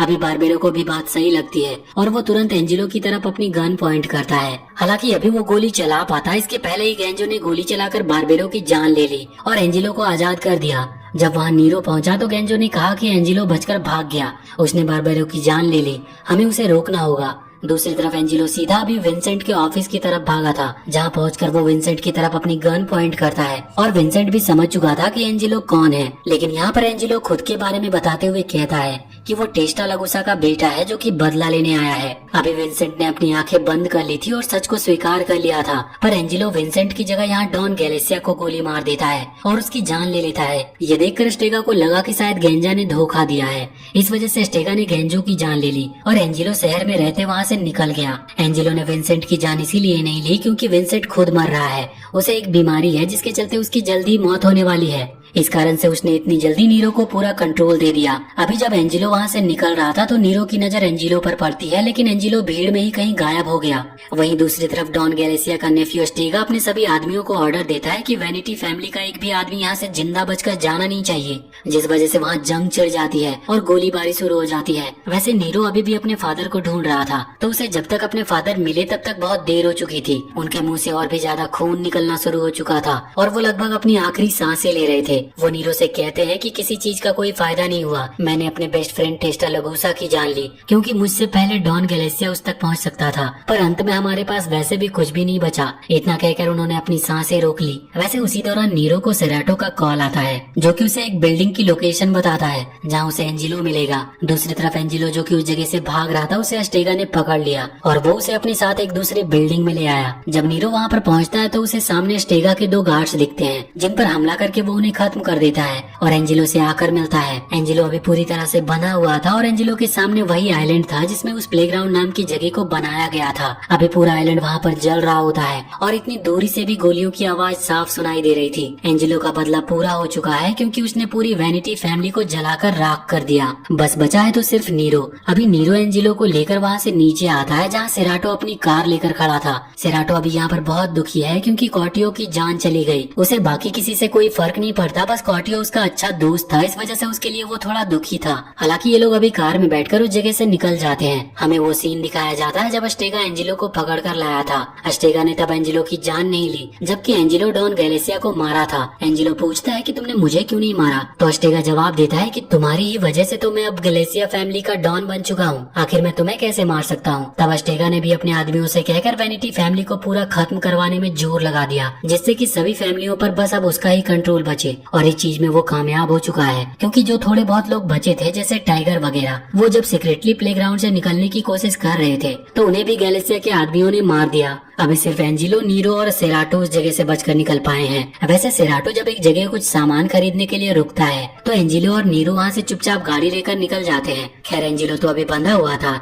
ये काम नीरो का था जो कि एंजिलो को अपने साथ लेकर गया। नीरो पूछता है कि आखिर तुमने मेरी जान क्यों नहीं ली, तो एंजिलो कहता है कि मैंने तुम्हारी जान इसीलिए नहीं ली क्योंकि तब तुम भी मुझे नहीं मार पाए थे, और वैसे भी मैं तुम्हें मौत का दर्द नहीं देना चाहता। मैं तुम्हें उससे भी ज्यादा बदतर चीज महसूस करवाना चाहता था, जो कि मैंने कराई। बस मुझे दुख इस बात का है कि विंसेंट ज्यादा समय तक जिंदा नहीं रह पाए, वरना वो भी इस चीज को महसूस करते। इससे नीरो को बहुत गुस्सा आता है, लेकिन वो कुछ कर नहीं सकता था। वैसे भी इन दोनों के पास ही कोई फाइनल डेस्टिनेशन नहीं बची है कि ये कहाँ जाएंगे। इसी वजह से नीरो एंजेलो से कार में रखा मैप निकालने को कहता है, पर एंजेलो खुद ब खुद उसे एक लोकेशन बताता है और कहता है कि इस डायरेक्शन में चलो, इससे हम एक बीच के पास पहुंचेंगे। एंजेलो आज से पहले कभी किसी बीच पर नहीं गया, इस वजह से वो वहाँ पर जाना चाहता था। नीरो ने भी बात मान ली, लेकिन वो जगह अभी दूर है। इस वजह से रात को ये लोग एक जंगल में रुककर कैंप लगाते हैं। वो बिल्कुल पहले की तरह बात कर रहे थे, बस फर्क ये था कि तब नीरो एंजेलो पर बहुत ज्यादा भरोसा करता था और अभी एंजेलो की पर्सनैलिटी पूरी तरह से बदल चुकी है।